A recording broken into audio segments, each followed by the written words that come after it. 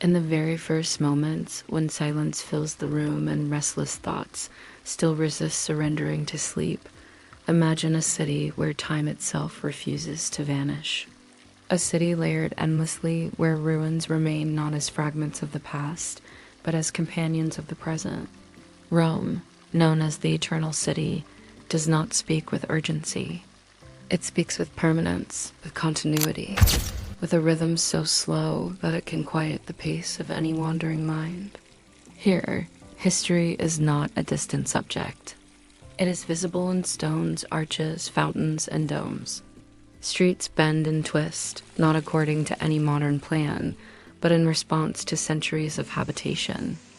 They narrow suddenly, then open into broad piazzas where light expands and fountains stand in perpetual motion. The city does not invite haste.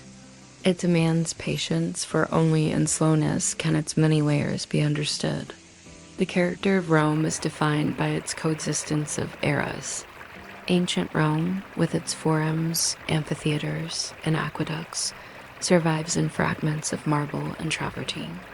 Medieval Rome occupies the same ground, with churches that rose from temples and fortresses that reused imperial walls. Renaissance and Baroque Rome overlay these foundations with palaces, domes, and fountains, each designed to impress, yet ultimately to endure. Modern Rome adds further layers, yet even contemporary constructions rarely obscure the persistence of the past. The result is not a clash of times, but a palimpsest, a city where every era remains legible at once. To walk through Rome, even in imagination, is to follow the cadence of centuries. The Pantheon presents the perfection of geometry, a sphere enclosed within stone, pierced only by the oculus through which light descends directly from the sky. The Colosseum, vast and hollow, once a theater of spectacle, now serves as an emblem of endurance. Piazza Navona stretches in an elongated form, a Baroque plaza still echoing the ancient stadium beneath. Trastevere, across the river, retains its winding medieval lanes, while the Vatican stands as a city within the city, dominated by St. Peter's Dome.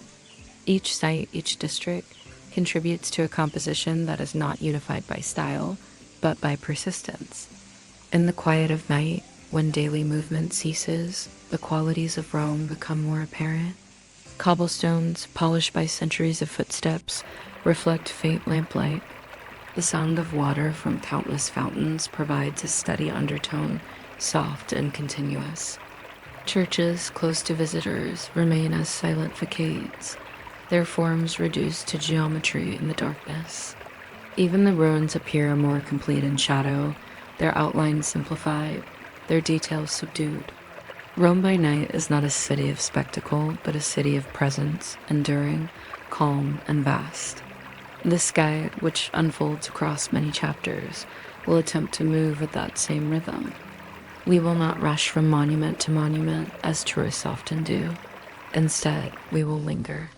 Each block will pause at a site, a piazza, a church, or a district, describing its structure, its history, its place within the larger city. In this way, the Eternal City will not appear as a list of attractions, but as a continuum of spaces, each contributing to its enduring character. We begin here in the general vision of Rome, but soon we will narrow our focus.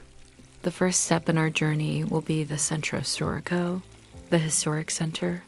This dense quarter condenses the city's essence, ancient temples transformed into churches, Renaissance palaces rising beside medieval houses, and Baroque fountains dominating urban squares. From the Pantheon to Piazza Navona, from Campo de' Fiori to the hidden geometry of Sant'Ivo alla Sapienza, the Centro Storico reveals the layering of centuries in the smallest of spaces. Rome, the Eternal City, does not demand attention all at once. It allows, even requires, that the traveler proceed slowly. With each step, with each pause, the city unfolds. So begins our exploration, calm, patient, and unhurried, a journey through time itself. The Centro Storico, or Historic Center, represents the densest accumulation of Rome's architectural, artistic, and cultural heritage. Unlike modern districts arranged along orderly boulevards, this quarter is defined by irregularity, streets that follow the lines of ancient paths, alleys that narrow unexpectedly, and piazzas that open like sudden pauses in the urban fabric. To traverse it is not to follow a direct course, but to proceed through a labyrinth shaped by centuries of adaptation. Each turn offers a new perspective, and each square reveals another layer of history. At the heart of the Centro Storico lies the Pantheon, one of the most remarkable monuments of Roman antiquity.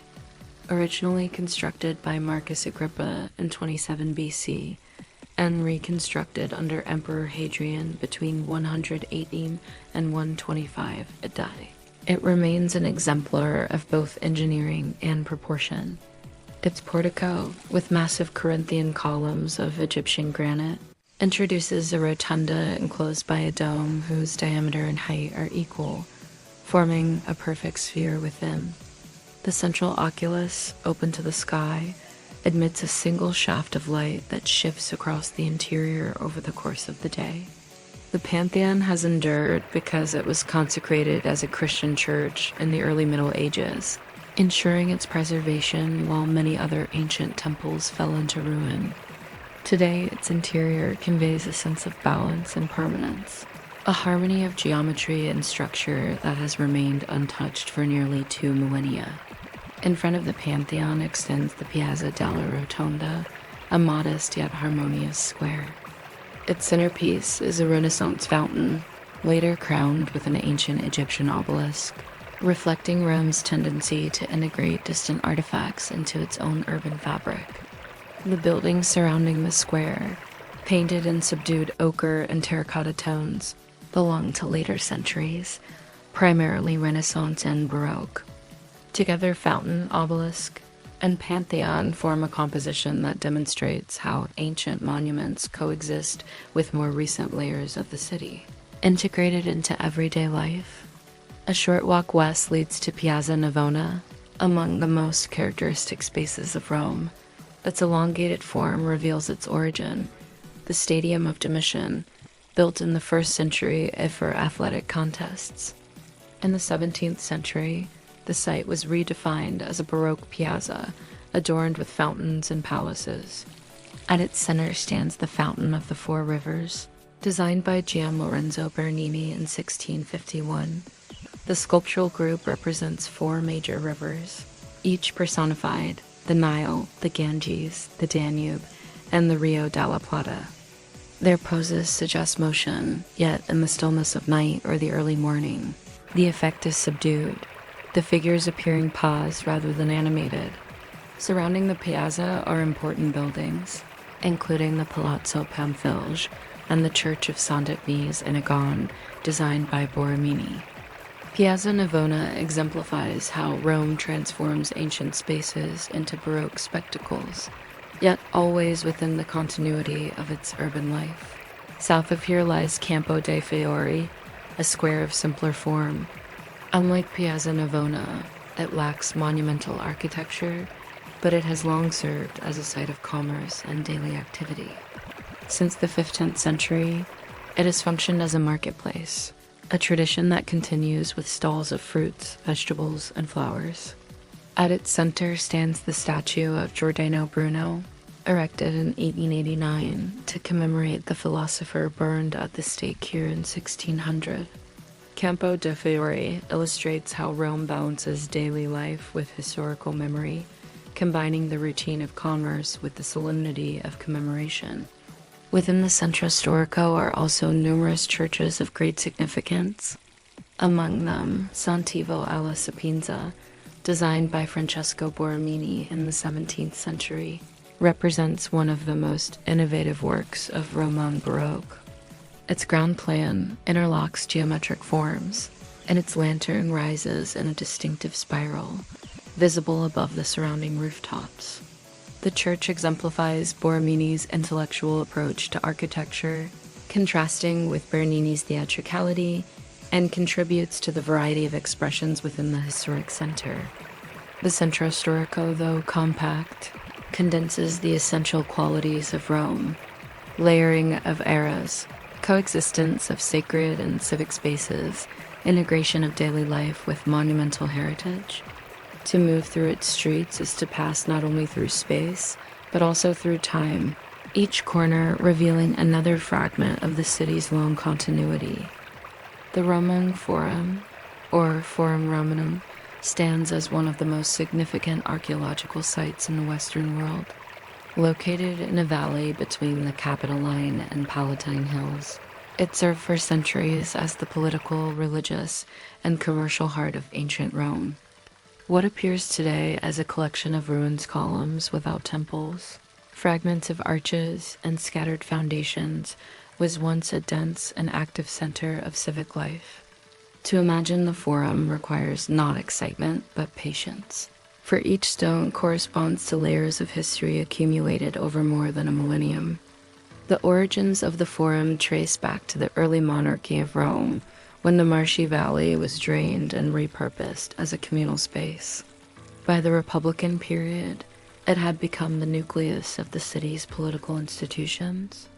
Temples, basilicas, and monuments were constructed in close proximity, reflecting the concentration of civic functions. Senators debated, magistrates judged, priests officiated, and merchants conducted business within the same compact area. The Forum was, in essence, the stage upon which the identity of Rome was continually performed. Among the earliest structures were temples dedicated to gods essential to Roman identity. The Temple of Saturn, with 8 Ionic columns still standing, was a focal point of civic religion and housed the state treasury. The Temple of Castor and Pollux, of which 3 Corinthian columns survive, reflected the incorporation of Greek deities into Roman worship. The Temple of Vesta, a circular structure, preserved the sacred fire of the city, tended by the Vestal Virgins, whose residence, the Atrium Vesta, stood nearby. These temples, though in ruins, maintain their presence as anchors of memory within the fragmented site. Equally important were the basilicas, large public buildings used for legal and commercial activities. The Basilica Julia, commissioned by Julius Caesar and completed by Augustus, served as a venue for law courts and administrative functions. Its vast rectangular footprint remains discernible, even if its superstructure is lost. The Basilica Aemilia, another key structure, occupied the opposite side of the Forum, and though largely destroyed, its fragments testify to the balanced layout of the civic space. These basilicas introduced a building type that would later influence the architecture of Christian churches, linking ancient civic order to later sacred use. The Forum also contained commemorative monuments, which reinforced Rome's political authority. The Arch of Septimius Severus, built in 203 AD, celebrated victories over the Parthians and still dominates the northwestern end of the site. The rostra, or speaker's platform, allowed orators to address the assembled citizens, situating political rhetoric at the heart of the urban fabric. The Curia Julia, the Senate house built under Caesar, survives in a relatively intact state, offering a rare example of a Roman civic interior that remains legible even today. Over the centuries, the Forum underwent continuous transformation. Temples were rebuilt, basilicas expanded, and monuments added, reflecting the constant renewal of civic identity. By the late Empire, however, the center of power shifted, and the Forum gradually declined in importance. In the Middle Ages, its structures were repurposed, quarried, or left to ruin, earning the valley the name Campo Vaccino, or cow field, as it was used for grazing. Modern excavations, beginning in the 19th century, revealed the layered complexity of the site, transforming it into a monumental record of the city's history. Today, the Forum presents itself as a field of ruins, yet one in which continuity is still perceptible. The alignment of columns suggests the scale of lost temples. The outlines of basilicas indicate the rhythm of civic order. The archways remain as thresholds between the present and the past. To walk through the Forum is not to recover its original vitality, but to sense the persistence of civic life across centuries. In stillness, the ruins convey endurance rather than absence, permanence rather than loss. The Roman Forum thus represents more than an archaeological site. It is a visible chronicle of Rome's transformation, from monarchy to republic, from republic to empire, and from empire to medieval decline. Each fragment contributes to a cumulative impression, that of a city whose center never disappeared, but merely changed function, retaining its presence as the symbolic core of Rome. The Palatine Hill, rising above the Roman Forum, occupies a position both physical and symbolic at the very core of the Eternal City. According to legend, it was here that Romulus founded Rome in 753 BC, marking the beginning of a settlement that would expand to dominate the Mediterranean world. Archaeological evidence confirms habitation on the Palatine from at least the 10th century BC, supporting the notion that this hill, with its natural defensible position and proximity to the Tiber, was among the earliest occupied areas of the city. In mythology, the Palatine is also tied to the story of Romulus and Remus, the twin brothers nurtured by a she-wolf in a cave known as the Lupercal, located at the foot of the hill. Though the tale belongs to the realm of legend, it illustrates the symbolic weight carried by this site, linking the foundation of the city to both divine favor and human rivalry. The Palatine, therefore, was not merely a topographical feature, but the very stage upon which Rome's identity was constructed. As the city grew, the Palatine became the preferred residence of Rome's elite. By the late Republic, wealthy citizens built expansive houses on its slopes, overlooking both the Forum and the Circus Maximus. Excavations have revealed the House of Livia, with preserved frescoes dating to the 1st century BC, and the House of Augustus, the residence of Rome's first emperor. These structures reveal the transition from aristocratic dwellings to imperial palaces, establishing the Palatine as a symbol of political authority as well as mythological origin. With the consolidation of the empire, the Palatine became the site of vast imperial palaces. The term palatium, from which the modern word palace derives, originates here. The most extensive complex was constructed under Emperor Domitian in the late 1st century AD, designed by the architect Rabirius. This palace included the Domus Flavia, used for official functions, the Domus Augustana, serving as the emperor's private residence, and the Stadium of Domitian, an elongated garden that imitated a hippodrome. The scale and complexity of these constructions reflected the transformation of the emperor into a figure whose residence embodied the majesty of the state itself. The Palatine was not only a site of imperial display, but also of leisure and retreat. Expansive gardens, porticos, and courtyards allowed for controlled interaction with nature. From its elevated position, the hill offered views across the Forum to the north, the Circus Maximus to the south, and the Aventine to the west. These perspectives reinforce the symbolic centrality of the emperor, whose residence overlooked all principal parts of the city. The act of inhabiting the Palatine thus carried both practical and symbolic significance. It placed the ruler at the heart of Rome, physically elevated above the civic and religious centers below. Over time, successive emperors expanded and modified the Palatine complex. Structures such as the Domus Tiberiana, the Domus Severiana, and later additions under Septimius Severus extended the palatial architecture across much of the hill. By the late Empire, the Palatine was almost entirely covered by monumental architecture, a unified representation of imperial authority. With the fall of the Western Roman Empire, the Palatine entered a period of decline. Its palaces were abandoned, repurposed, or dismantled for materials. In the Middle Ages, the hill was partly occupied by monasteries and later by noble families.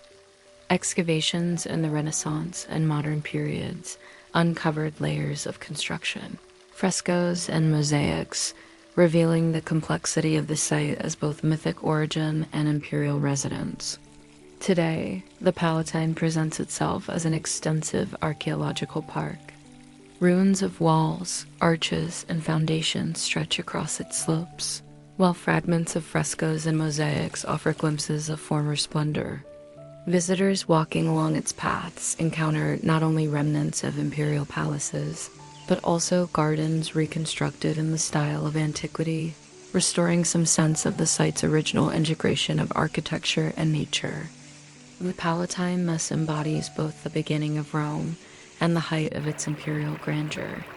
In the stillness of the modern Palatine, one perceives continuity. The hill retains its position above the Forum, overlooking the same landscapes that once framed the lives of emperors and citizens alike. Its ruins, though fragmented, maintain their symbolic weight, a reminder that Rome's origins and its imperial majesty share the same ground, layered upon the same hill, united by permanence. The Colosseum, also known as the Amphitheatrum Flavium, stands as one of the most recognizable structures of the ancient world. Located just east of the Roman Forum, it remains a defining emblem of Rome's imperial power and architectural innovation. Constructed under the Flavian emperors beginning with Vespasian in 72 AD and completed under Titus in 80 AD. The Colosseum was designed as a monument not only to entertainment but to authority, generosity, and the grandeur of the Roman state. In scale, the Colosseum is immense. Its elliptical plan measures approximately 189 meters in length and 156 meters in width, enclosing an arena of 87 by 55 meters.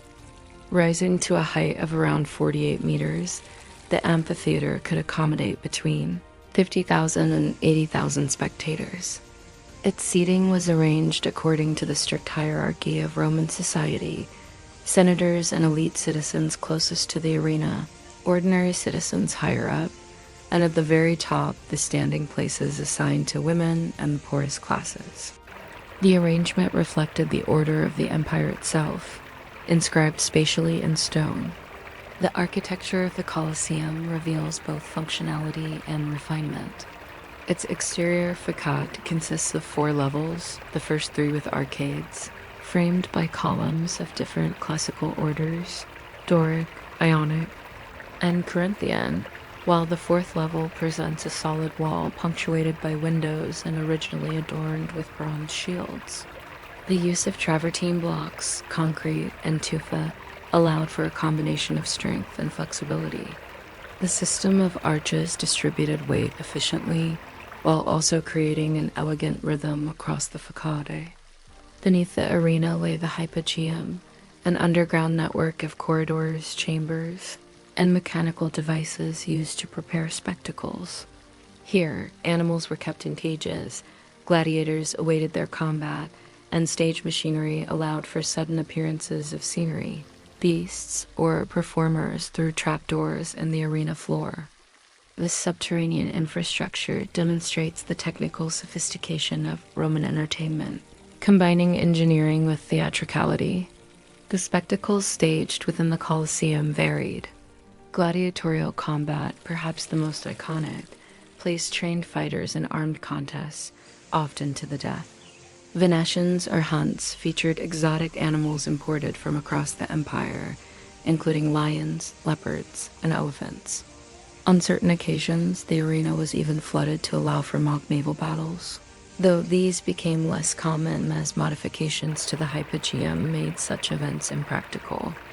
Public executions, mythological reenactments, and staged hunts all contributed to the amphitheater's role as both entertainment and political display.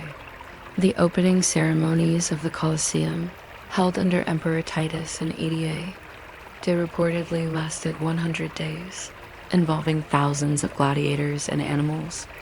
Such spectacles served not only to entertain, but also to reinforce the image of the emperor as a benefactor of the people, capable of providing grandeur and sustenance. The amphitheater was, in essence, a theater of power, where the authority of Rome was performed before its citizens. Over time, however, the use of the Colosseum declined. Gladiatorial games ceased in the 5th century AD, while hunts continued into the 6th. With the fall of the Western Roman Empire, the structure fell into disuse, later serving as a quarry for building materials, a fortress for noble families, and eventually a Christian site of commemoration. By the Renaissance, antiquarians recognized its significance as a monument of antiquity, and efforts were made to preserve it. Modern conservation has stabilized its ruins, ensuring that its outline continues to dominate the Roman skyline. Today, the Colosseum remains incomplete. Its southern side collapsed due to earthquakes and the removal of stone. Yet this very fragmentation contributes to its impression. The hollow arches reveal the structure's skeleton, making visible the engineering that sustained it. By night, when illuminated softly, the Colosseum appears less as a ruin and more as a vast lantern of stone, its arches glowing against the darkness. To contemplate the Colosseum is to consider the duality of grandeur and fragility. Once filled with noise, now it stands in silence. Once a theater of violence and spectacle, now it serves as a symbol of endurance. It embodies both the might of the Roman Empire and the inevitability of time, reminding the observer that even the greatest monuments eventually pass into ruin, yet remain present, calm, and permanent. The Capitoline Hill, or Campidoglio, is one of the 7 hills of Rome, yet its significance exceeds its modest elevation. In antiquity, it served as the religious and symbolic heart of the city, while in later centuries it became a civic and administrative center. Today, it continues to embody both functions, its layered history visible in temples, piazzas, and palaces arranged around its summit. In ancient Rome, the Capitoline was the site of the Temple of Jupiter Optimus Maximus, dedicated in 509 BC, coinciding with the founding of the Republic. This temple, among the most important in the city, was rebuilt several times over the centuries, but only fragments remain. Its position at the peak of the hill signified the divine authority that underpinned the Roman state.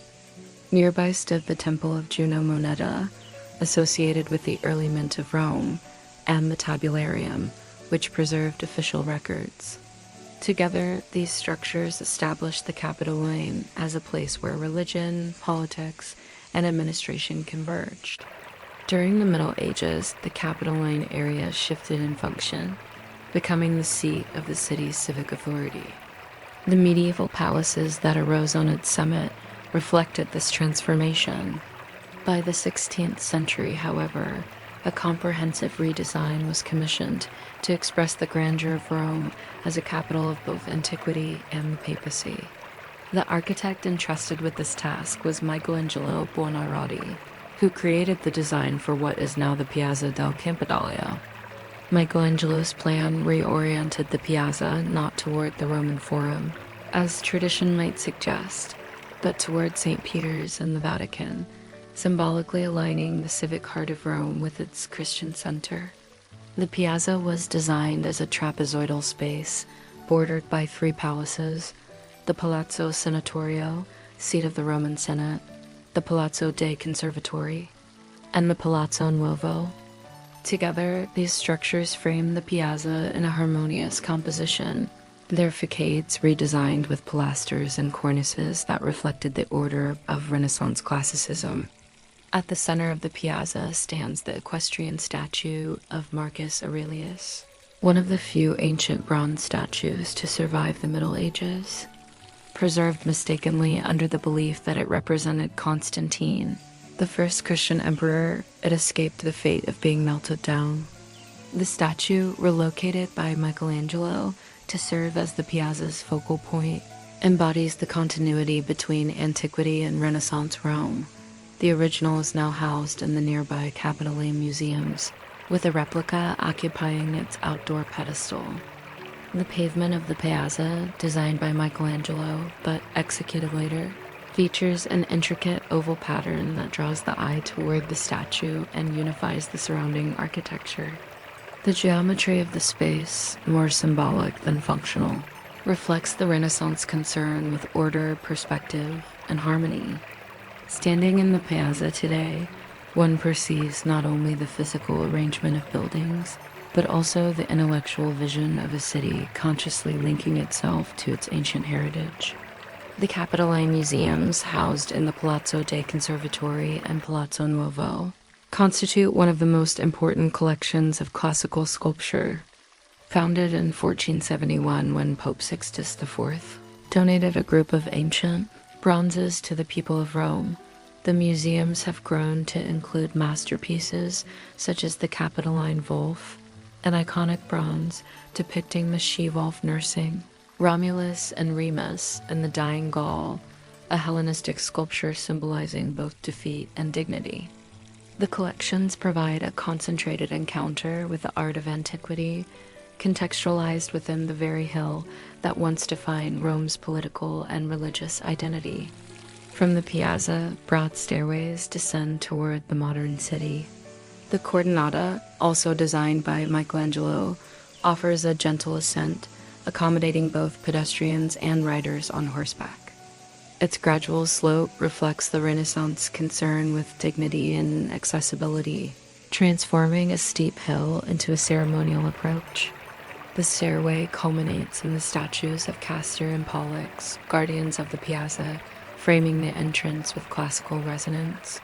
Today, the Capitoline embodies both continuity and transformation. The ruins of ancient temples coexist with Renaissance palaces. The equestrian statue recalls imperial authority while symbolizing civic power. The museums preserve antiquity while serving modern scholarship. To linger in the Piazza del Campidoglio is to experience a space where Rome's layers converge, religious, political, civic, and artistic, all articulated through a design that has endured for centuries. In the stillness of evening, when the Piazza is softly lit, its proportions become more pronounced. The symmetry of the facades, the oval pavement, and the solitary figure of Marcus Aurelius combine to create a sense of balance and permanence. The Capitoline remains not only a hill among seven, but a summit of memory, where Rome presents itself as both ancient and eternal.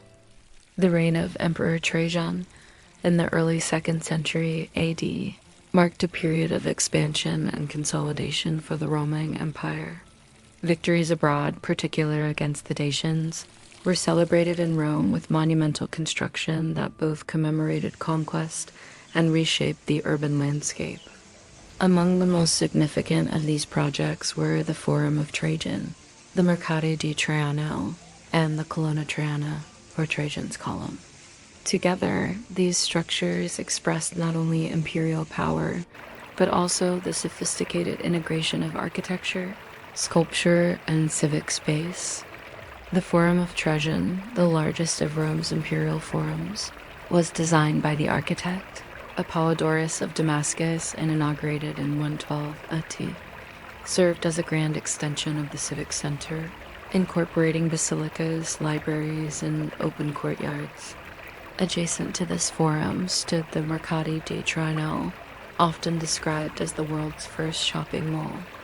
Built along the slopes of the Corno Hill, this complex of multi-level brick structures combined commercial, administrative, and possibly even residential functions. Its curved facade, punctuated by arcades and large windows, followed the natural contours of the hill, demonstrating the Roman ability to integrate architecture with topography. The markets consisted of multiple tiers connected by stairways, forming a network of spaces where shops, offices, and storage areas could operate. The Great Hall, covered by a concrete vault, remains one of the most striking elements of the complex.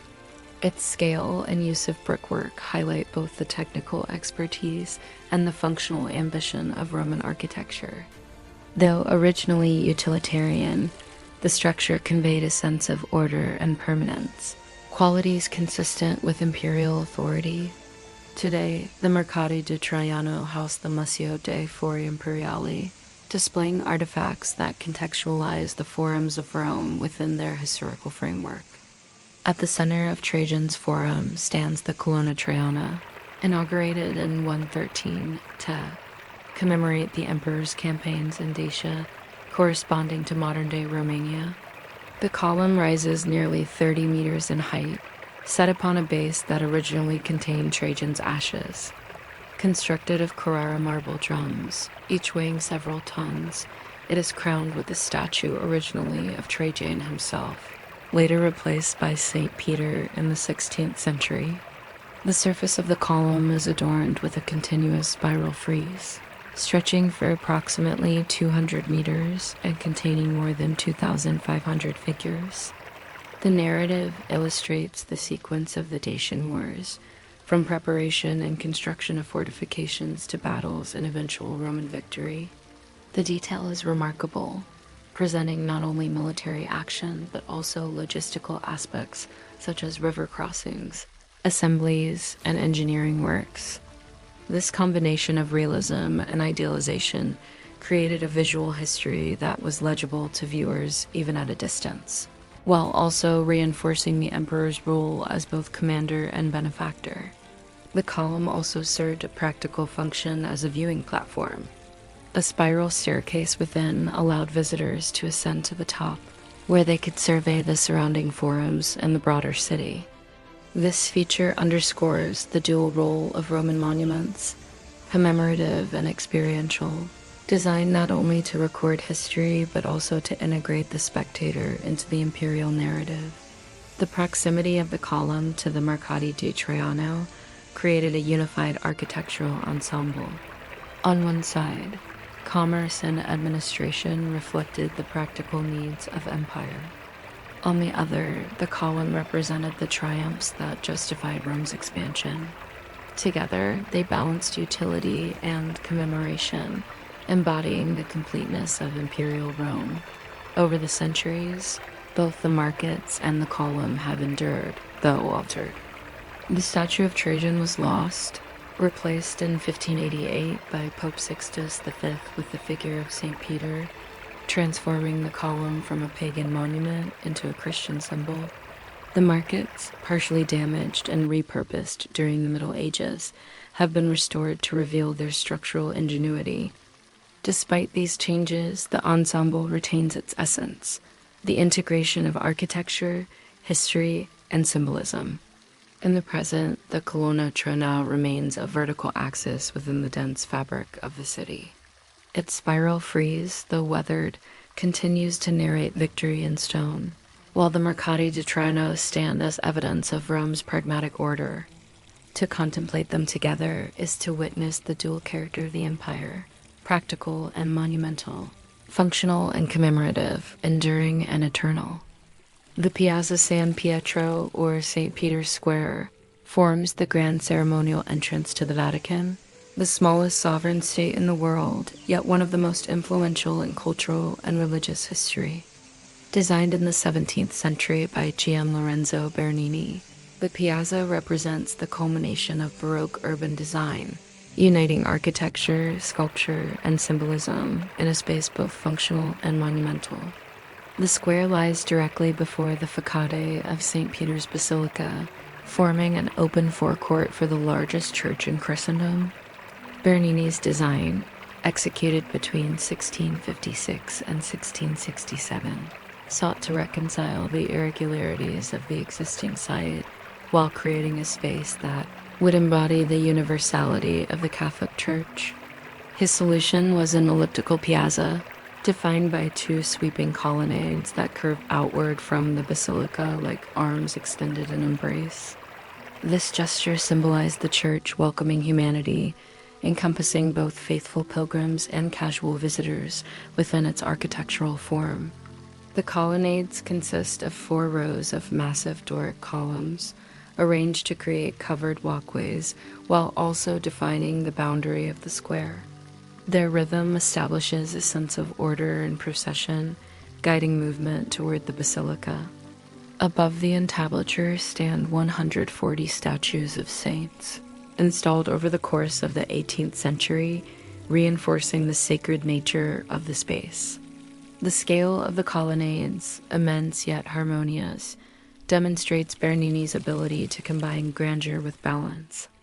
At the center of the square rises an Egyptian obelisk, relocated to the site by Pope Sixtus V in 1586, standing more than 25 meters high. It was originally brought to Rome by Emperor Caligula and placed in the Circus of Nero. Its survival and relocation symbolize continuity between the ancient and Christian city. The obelisk also serves as a solar gnomon, casting shadows that mark the passage of time across the square. Two fountains, added later by Carlo Maderno and Bernini, flank the obelisk, creating a balanced composition of water, stone, and light. The proportions of the piazza are carefully calculated. The ellipse measures 240 meters in width, capable of accommodating vast crowds for papal ceremonies while maintaining coherence as a unified architectural space. The transition from the narrow approach of the Via della Conciliazione into the vast openness of the piazza creates a dramatic sense of arrival. Yet within this grandeur, the rhythm of the colonnades and the central axis of the obelisk impose calm order, transforming movement into ritual. The piazza functions not only as a ceremonial space, but also as a theological symbol. The elliptical form, with its two centers, can be read as an image of the relationship between the human and the divine. The obelisk at the center represents the axis mundi, connecting earth and sky. The embracing colonnades represent the arms of the church, extending outward to gather humanity. The integration of these elements into a single design reflects the Baroque ambition to unify art, architecture, and faith in an all-encompassing vision. Throughout history, the piazza has witnessed events of global significance: papal processions, canonizations, the announcement of new popes, and gatherings of pilgrims from across the world. Yet beyond its ceremonial role, the square retains a sense of harmony when empty, its geometry perceivable in silence. At dawn, the colonnades cast long shadows across the cobblestones, while in the evening the illumination emphasizes the curves of the arcades, reducing the vastness of the space into a composition of light and shadow. To stand in the Piazza San Pietro is to experience more than architecture.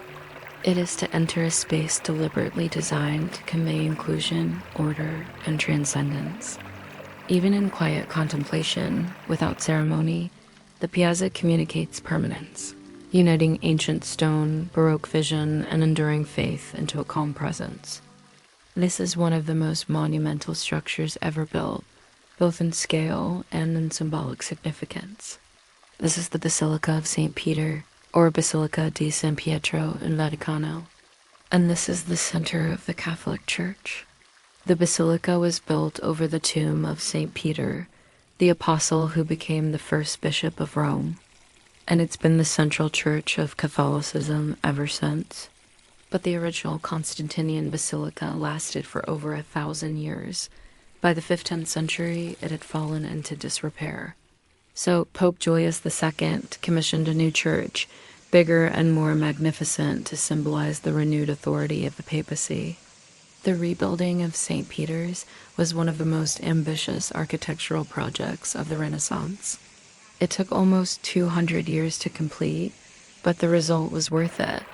The new basilica was so large that it dwarfed everything around it. It took 4 popes to finish construction, but the greatest of them all was Michelangelo Buonarroti. He designed the great dome that dominates the skyline of Rome. From the floor of the basilica to the cross at its summit, it rises to a height of 136 meters. But what makes the dome so special? Well, it's not just the size, it's also the way it looks. The double shell construction is a marvel of engineering, but it also creates a work of art internally. The dome creates a vast vertical space that draws the eye upwards towards the celestial.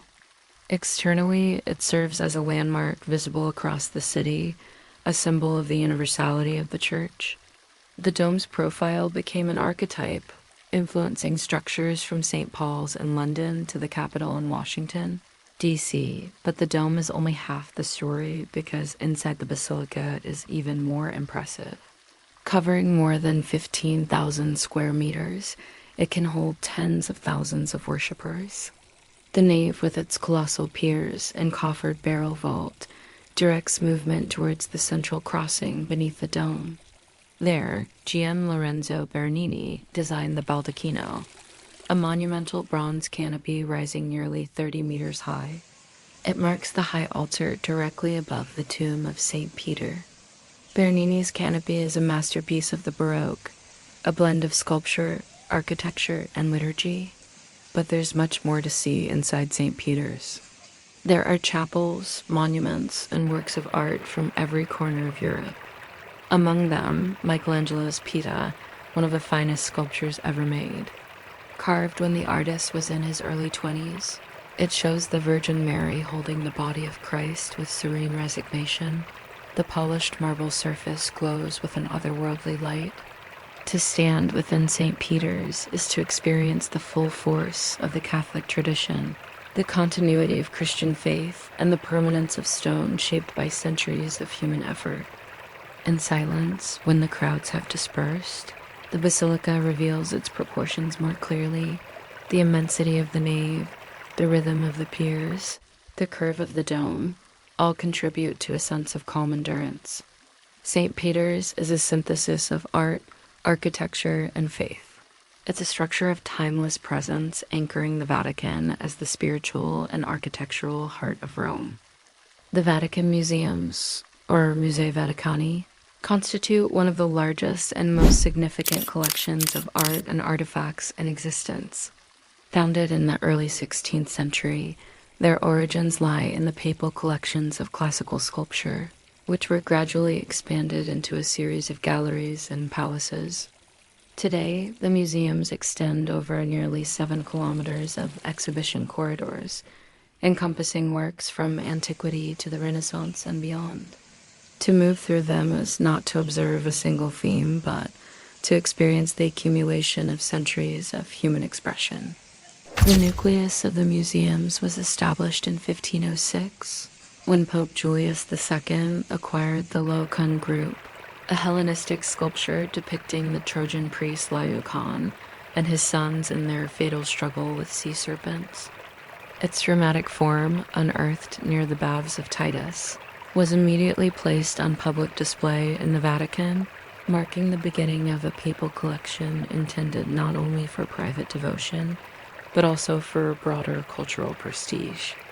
Over time, additional works of classical antiquity were added, including the Apollo Belvedere and the Belvedere Torso, each considered exemplary of Greek artistic ideals. These pieces became foundational for Renaissance artists who studied their forms as models of beauty and anatomy. The museums expanded significantly under successive popes, incorporating Renaissance frescoes, ethnographic collections, and Christian art. The architectural fabric of the museums grew to include the Belvedere courtyard, designed by Donato Bramante, which originally served as a sculpture garden connecting the papal palace with the Belvedere villa. Later additions extended the galleries into a complex sequence of rooms and corridors, each with its own thematic focus. Among the most celebrated sections are the Raphael rooms, or stands di Raffaello, decorated by Raphael and his workshop in the early 16th century. These rooms, commissioned by Pope Julius II as part of his private apartments, contain frescoes that synthesize classical philosophy, Christian theology, and Renaissance humanism. The most renowned, the School of Athens, presents an assembly of ancient philosophers, arranged beneath an idealized architectural setting. Figures such as Plato, Aristotle, and Socrates appear in dialogue, while Raphael inserted portraits of contemporary artists, including Michelangelo and Leonardo da Vinci, thereby linking antiquity to the Renaissance present. The Gallery of Maps, commissioned by Pope Gregory XIII in the late 16th century, offers another distinctive feature of the museums. extending for nearly 120 meters. Its walls are covered with detailed topographical maps of the Italian peninsula, painted in vivid colors. These maps not only illustrate geographical knowledge of the period, but also symbolize papal authority over the territories of Italy. Walking along the gallery, one perceives both scientific precision and decorative richness, unified by a coffered ceiling gilded with elaborate ornament. The Gregorian Egyptian Museum and the Gregorian Etruscan Museum further expand the scope of the collections, displaying artifacts from civilizations that predate Rome. Sarcophagi, the papyri, bronzes, and ceramics provide evidence of cultural exchanges across the Mediterranean. Together with the classical sculptures, these museums illustrate the papacy's role as custodian not only of Christian art, but also of universal heritage. The Vatican museums are also notable for their integration of architecture and decoration. Corridors, staircases, and chapels are adorned with frescoes, stuccos, and mosaics, transforming transitional spaces into works of art in themselves. The spiral staircase, designed by Giuseppe Momo in 1932, exemplifies this integration, its double helix structure both functional and visually striking. The museums culminate in access to the Sistine Chapel, which will be considered separately in the following block. Yet, even apart from this iconic space, the museums themselves embody the concept of continuity, the preservation and display of artifacts that connect antiquity, Renaissance, and modern scholarship. They function not merely as repositories, but as instruments of cultural transmission, shaping how art history is understood and taught. For the visitor, whether in person or in imagination, the Vatican museums present both a challenge and a reward. Their scale can overwhelm, yet their organization encourages contemplation. Moving slowly through their galleries, one perceives the vastness of human creativity preserved within walls that have themselves become historical monuments. In silence, the sculptures and frescoes reveal not spectacle, but endurance, the persistence of form, meaning, and beauty across centuries. The Sistine Chapel, or Cappella Sistina, is perhaps the most renowned interior space in the world. Situated within the Apostolic Palace, it functions both as a place of worship and as the site of papal conclaves where new popes are elected. Yet its fame derives above all from its frescoes, particularly as painted by Michelangelo Buonarroti in the early 16th century, which transformed the chapel into a universal symbol of human artistic achievement. The chapel takes its name from Pope Sixtus IV, who commissioned its construction between 1477 and 1480. Its exterior is plain, resembling a fortified hall, reflecting the defensive needs of the papal palace. The interior, however, was conceived as a richly decorated ceremonial space. Its dimensions, about 40 meters in length and 13 meters in width, echo those of the biblical Temple of Solomon, reinforcing its symbolic role as a sacred dwelling of divine presence. The earliest frescoes, completed by a team of artists including Sandro Botticelli, Pietro Perugino, Domenico Ghirlandaia, and Cosimo Rosselli, adorn the walls with scenes from the lives of Moses and Christ. These narrative cycles establish a parallel between the Old and New Testaments, illustrating continuity between Jewish and Christian traditions. Portraits of contemporary popes appear alongside biblical figures, situating papal authority within sacred history. It was Michelangelo, however, who transformed the chapel into an unparalleled masterpiece. In 1508, Pope Julius II commissioned him to paint the ceiling, originally intended as a decorative scheme of apostles. Michelangelo expanded the project into a monumental cycle, completed in 1512, depicting the creation of the world, the fall of man, and the story of Noah, framed by prophets, sibyls, and ancestors of Christ. The central panels, beginning with the separation of light from darkness and culminating in the drunkenness of Noah, narrate the relationship between humanity and the divine. Among the most iconic images is the creation of Adam, in which the outstretched hands of God and Adam nearly touch, symbolizing the spark of life. The composition, monumental yet restrained, condenses theology, humanism, and artistic genius into a single gesture.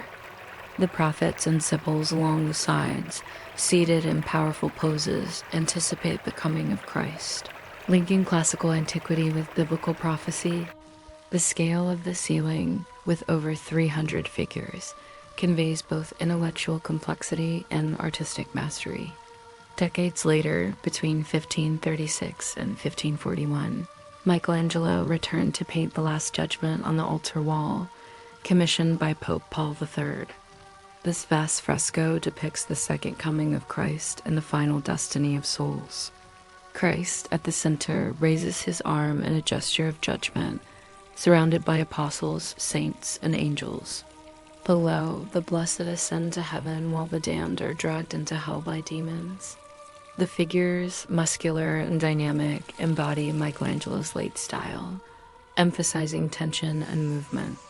The work, controversial in its time for its nudity and intensity, has since been regarded as one of the pinnacles of Renaissance art. The Sistine Chapel's decoration thus encompasses multiple layers: the Quattrocento frescoes on the walls, Michelangelo's ceiling, and his later Last Judgment. Together, they create an environment in which art and theology are inseparable. The chapel is not a museum, but a living liturgical space, used for papal ceremonies and, most significantly, for the conclave in which cardinals elect a new pope beneath Michelangelo's frescoes. Over the centuries, the frescoes have undergone conservation, most recently in the 1980s and 1990s, when cleaning revealed the original brilliance of Michelangelo's colors. The transformation surprised viewers, accustomed to a muted palette with vibrant blues, greens, and flesh tones.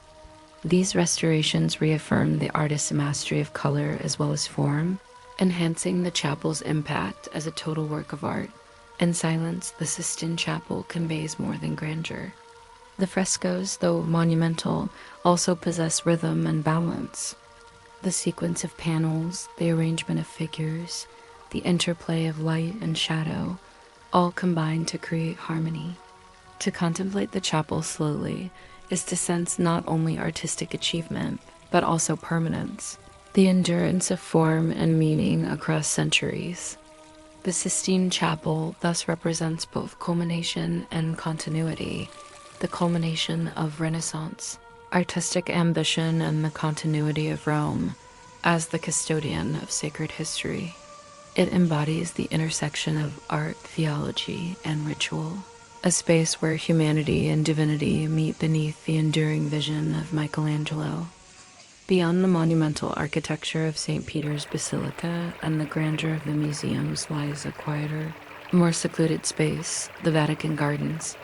Covering nearly half of the Vatican's 44 hectares, these gardens constitute both a place of repose and a reflection of the layered history of the papal state. They are not generally accessible to the public without special permission or guided tours, which has preserved their atmosphere of seclusion. Within their boundaries, the Vatican Gardens offer a landscape of winding paths, fountains, groves, and shrines, creating an environment distinct from the dense urban character of Rome that surrounds them. The origins of the gardens can be traced to the Middle Ages, when orchards and vineyards were cultivated on the Vatican Hill. In the Renaissance, Pope Nicholas V and later Pope Julius II commissioned more formal gardens, integrating fountains, terraces, and geometric layouts. Over time, successive popes contributed to the development of the gardens, adding chapels, statues, and commemorative monuments. As a result, the space reflects not a single design, but a continuous process of adaptation, embodying the evolving identity of the papacy. Architecturally, the gardens combine multiple traditions. Renaissance parterres with symmetrical flower beds and clipped hedges coexist with Baroque fountains and grottos. Areas of natural woodland remain alongside more formal avenues lined with cypress and pine. Modern additions include sculptures commemorating events such as the apparition at Fatima and the Marian devotion of recent popes. The diversity of elements creates a layered environment, a microcosm of the Vatican's cultural and spiritual heritage. Among the notable features is the Casina Pio IV, a Renaissance villa designed in the 16th century for Pope Pius IV, which now serves as the headquarters of the Pontifical Academy of Sciences. Its facade, adorned with stuccos and frescoes, exemplifies the refined architecture of its period. Other structures include small chapels, shrines, and artificial grottos, each marking points of meditation and devotion within the garden landscape. The Vatican gardens also serve practical purposes. They provide a green buffer that separates the Apostolic Palace and other Vatican buildings from the urban expanse of Rome. They house water reservoirs and service, facilities essential to the functioning of the state. At the same time, they symbolize continuity with ancient Roman traditions of villa gardens, where cultivated landscapes offered retreat and reflection to those in positions of power. Beyond the gardens, the Vatican as a sovereign state reflects a unique status in the modern world. Established formally by the Lateran Treaty of 1929, the Vatican City is the smallest independent state, both in area and population. Governed as an absolute elective monarchy with the Pope as its head, it possesses its own legal system, diplomatic corps, postal service, and even a small military unit, the Swiss Guard, whose origins date to the 16th century. Despite its small size, the Vatican maintains global influence through its religious authority and diplomatic network. The daily life of the Vatican unfolds with a rhythm distinct from the surrounding city. Cardinals, clergy, and members of religious orders live and work within its boundaries. Officials of the Curia conduct administrative functions in offices scattered across the state. The Vatican printing press, radio, and archives support both communication and preservation.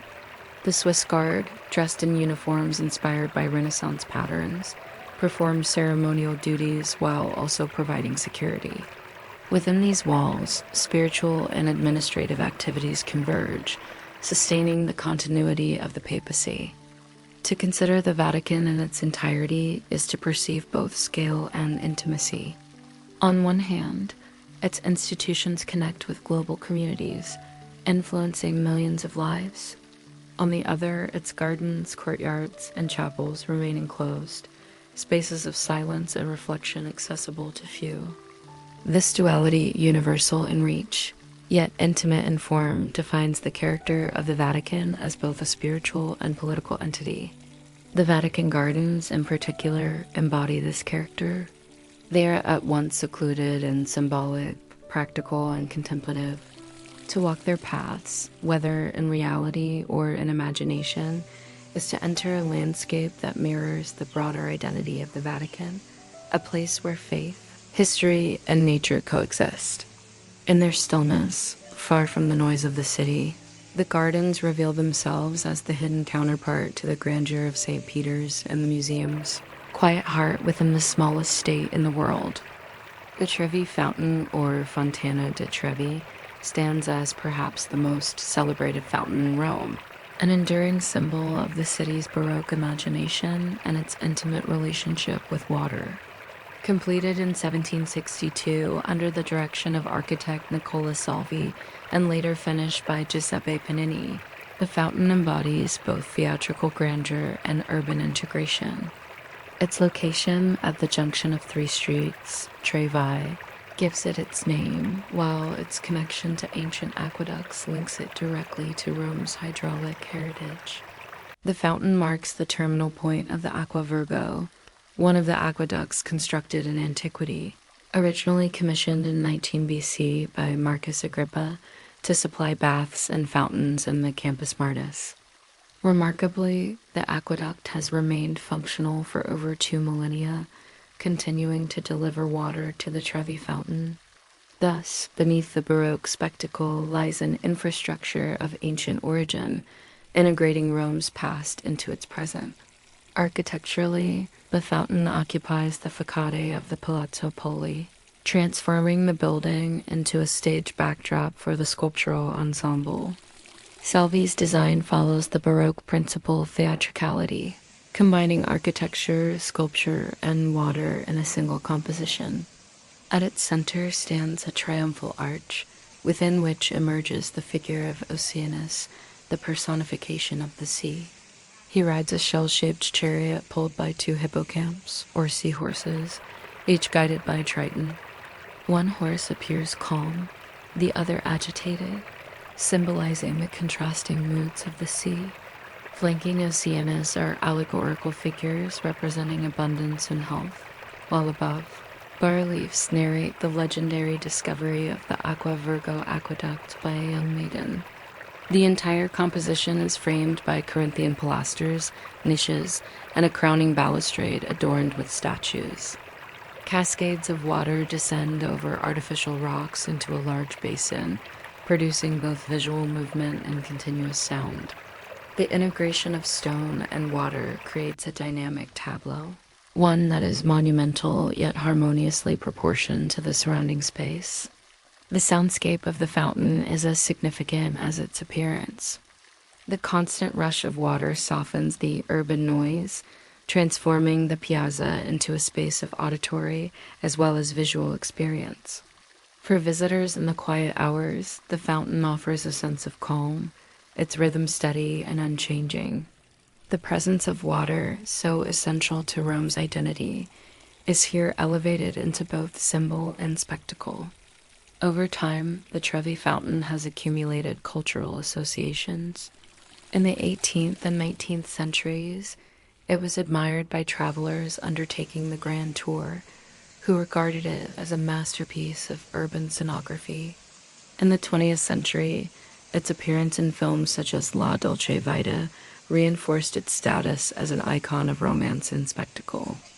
Yet beyond such associations, the fountain retains its fundamental qualities: the continuity of water, the integration of sculpture and architecture, and the permanence of stone shaped into Baroque form. Tradition holds that throwing a coin into the fountain ensures a return to Rome. While this custom is modern in origin, it reflects the enduring appeal of the site as a place of memory and anticipation. The coins, collected daily, are donated to charitable causes, transforming symbolic gestures into tangible aid. Thus, the fountain continues to serve both aesthetic and civic purposes, uniting beauty with utility. At night, when illuminated, the Trevi fountain acquires a different character. The sculptures are outlined by soft light, while the water reflects shifting patterns across the stone. The absence of crowds allows for contemplation of its proportions, its balance between grandeur and intimacy. In such moments, the fountain reveals its essence not as a tourist attraction, but as a Baroque meditation on the relationship between nature and art, permanence and motion. The Fontana di Trevi therefore embodies multiple identities: ancient aqueduct, Baroque masterpiece, urban icon, and contemporary ritual site. It condenses the essence of Rome's Baroque era, where art, architecture, and daily life intersect. To observe it slowly is to perceive not only its spectacle, but also its continuity, a fountain that has flowed for centuries and will continue to flow, indifferent to the passage of time. The Piazza di Spagna, framed by the monumental Spanish steps, is among the most iconic squares of Rome. Its name derives from the nearby Palazzo di Spagna, seat of the Spanish embassy to the Holy See since the 17th century. Over time, the piazza became a meeting point for travelers, artists, and residents. Its charm derived from the combination of Baroque scenography and urban vitality. At the foot of the square lies the Fontana della, designed by Pietro Bernini and completed around 1627 with the assistance of his more famous son, Gian Lorenzo Bernini. The fountain, shaped as a semi-submerged boat with water spilling gently over its sides, recalls a historical flood of the Tiber River in which a small vessel is said to have been stranded here. Its form, low and unassuming, contrasts with the grandeur of later Baroque fountains, emphasizing instead intimacy and quiet charm. The water, drawn from the ancient Aqua Virgo aqueduct, continues the tradition that links many of Rome's fountains to its classical infrastructure. Above the piazza rises the Scalinata di Trinita dei Monti, known in English as the Spanish Steps. Constructed between 1723 and 1726, the staircase was designed by Francesco de Sanctis and financed largely by a French diplomat, Étienne Daffier, to connect the French church of Trinita dei Monti at the top with the square below. The staircase, consisting of 135 steps, unfolds in a series of terraces, ramps, and landings, creating a theatrical ascent. Its curves and widening platforms reflect Baroque principles of movement and perspective, transforming the act of climbing into a processional experience. The Church of Trinita dei Monti, completed in the late 16th century, provides the architectural backdrop to the staircase. Its twin bell towers frame the skyline, visible from the piazza below. The presence of an obelisk, known as the Celestian obelisk, further enhances the vertical emphasis of the composition. Together, the church, the obelisk, and the staircase form a unified scenographic ensemble, where architecture and urban space interlock seamlessly. Throughout history, the Spanish Steps and Piazza di Spagna have served as a cultural hub. In the 18th and 19th centuries, the area attracted foreign visitors on the Grand Tour, who lodged in nearby inns and frequented the cafes surrounding the square. The English poet John Keats lived in a house directly beside the steps, now preserved as the Keats-Shelley Memorial House, which contains manuscripts and memorabilia from the Romantic poets. Thus, the piazza not only offered architectural spectacle but also inspired literary reflection. The steps themselves, broad and inviting, have long served as a gathering place. Residents and travelers alike have paused upon them, using the terraces as informal seating, observing the movement of the city. While regulations today restrict eating and lingering on the steps to preserve their condition, the sense of communal space remains intact. The view from the top, looking down toward the piazza and beyond to the Via Condotti, encapsulates Rome's blend of monumental design and daily life. At different times of year, the steps are transformed by seasonal events. In spring, they are adorned with azaleas, creating a cascade of color along the stone. During December, a nativity scene is displayed, linking the staircase to religious traditions. These cycles reinforce the adaptability of the steps, capable of serving both civic and ceremonial functions. The Piazza di Spagna and its staircase exemplify the Baroque capacity to merge architecture, urban planning, and social life. Unlike monumental spaces designed primarily for ceremony, this ensemble integrates grandeur with accessibility. The fountain, modest in scale, complements the staircase's theatricality, while the church and obelisk anchor the composition. The result is a space that has endured as both a landmark and a living part of the city.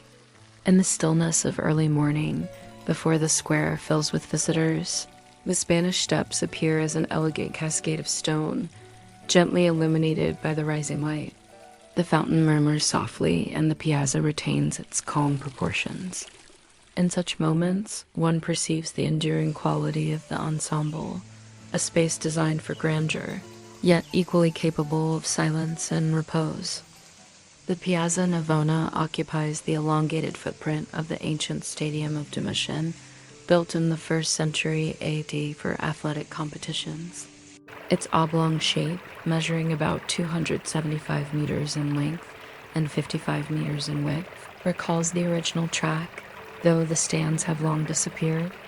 Over the centuries, the stadium was transformed into a public square, eventually becoming one of the finest examples of Baroque urban space in Europe.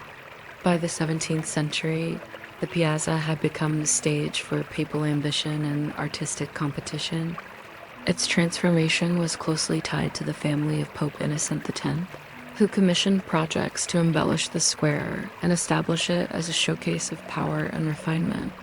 The result is an ensemble of fountains, palaces, and a church, each contributing to the overall harmony of the piazza. At the center stands the Fontana dei Quattro Fiumi, or Fountain of the Four Rivers. Designed by Gian Lorenzo Bernini and completed in 1651.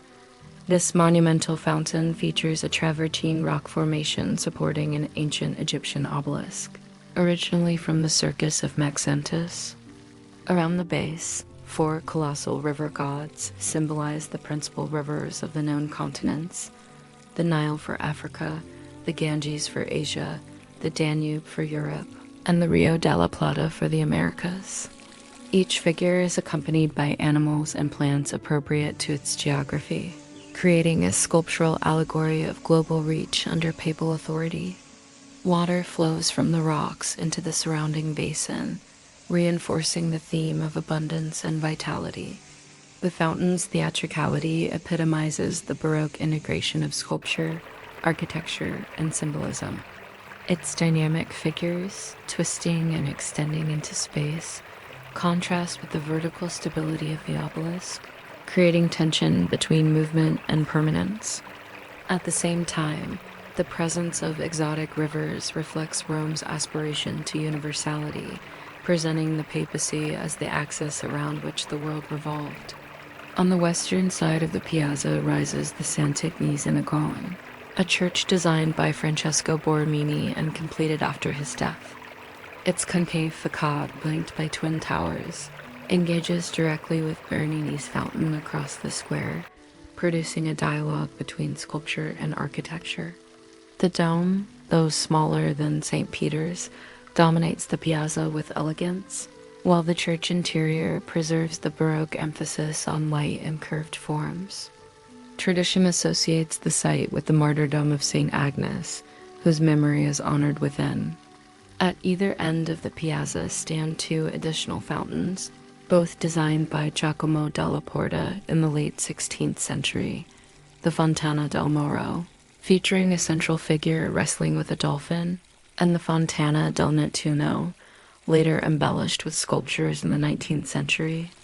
These fountains balance the central monument, framing the elongated space and reinforcing its rhythm. Piazza Navona was historically more than a monumental square. It served as a civic space animated by markets, festivals, and processions.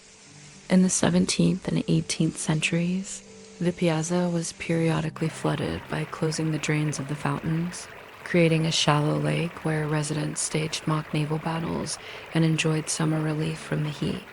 Though such practices ceased in the 19th century, they illustrate the adaptability of the space to both spectacle and daily life. Surrounding the piazza are palaces that reinforce its character. The Palazzo Pamphilj, residence of Pope Innocent X's family, now houses the Brazilian embassy. Its facade extends along the western side, visually uniting the papal residence with the Church of Sant'Ivo. Other buildings, though less monumental, contribute to the piazza's sense of enclosure, framing the space while allowing views of the sky above.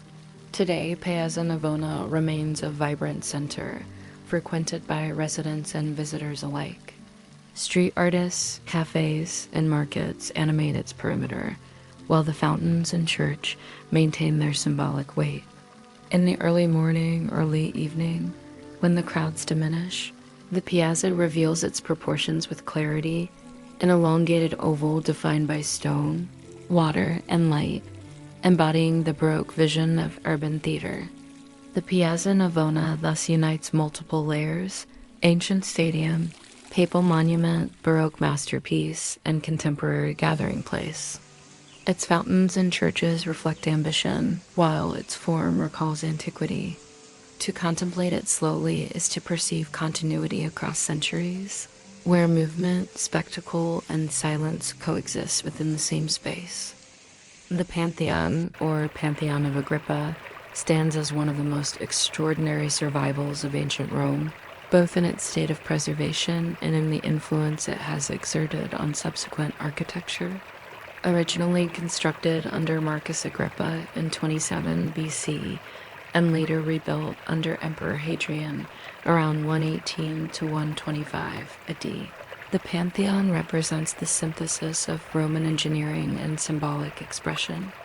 Its continued use as a place of worship has ensured its endurance through centuries of change, transforming from a pagan temple into a Christian church while retaining its architectural essence.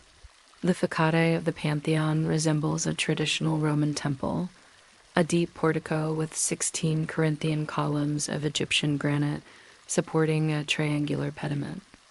The inscription on the frieze, Agrippa LF Cos, Turdum Vicit, commemorates Agrippa as the original builder, though the current structure dates from Hadrian's reconstruction. This gesture, typical of Hadrian's antiquarian sensibilities, linked the building to the earlier Augustan age, emphasizing continuity. Behind the portico lies the true marvel, the rotunda and its vast dome. The interior, measuring 43.3 meters in diameter, forms a perfect sphere if imagined extended upward, the height from floor to oculus equaling the width. This geometric precision symbolizes cosmic harmony, suggesting a microcosm of the universe. The dome, constructed of concrete with progressively lighter aggregates toward the top, remains the largest unreinforced concrete dome in existence. Its survival testifies to the ingenuity of Roman materials and engineering. At the apex of the dome is the oculus, a circular opening nearly 9 meters wide. This unglazed aperture admits natural light, which moves across the interior like a sundial, marking time and animating the space. Rain also enters through the oculus, draining through subtle channels in the floor. The combination of openness and enclosure, permanence and transience, defines the building's atmosphere, a temple open to the heavens. The interior decoration further enhances the sense of balance. Niches around the circular wall once contained statues of gods, later replaced with Christian altars and images. The floor, paved with colored marbles and geometric patterns, reflects Roman taste for polychromy and order.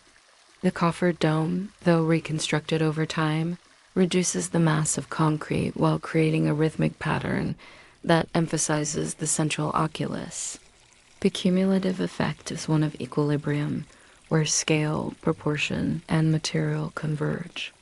In the 7th century, the Pantheon was consecrated as the Church of St. Mary and the Martyrs, ensuring its preservation. This transformation illustrates the adaptability of Roman structures to new religious functions.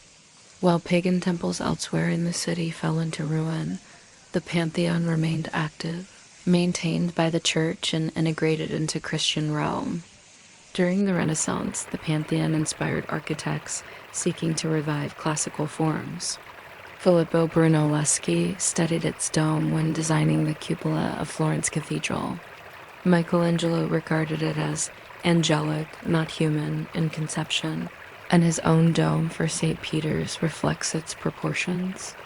Later, in the Baroque era, architects like Bernini drew upon its harmony, ensuring its influence across centuries.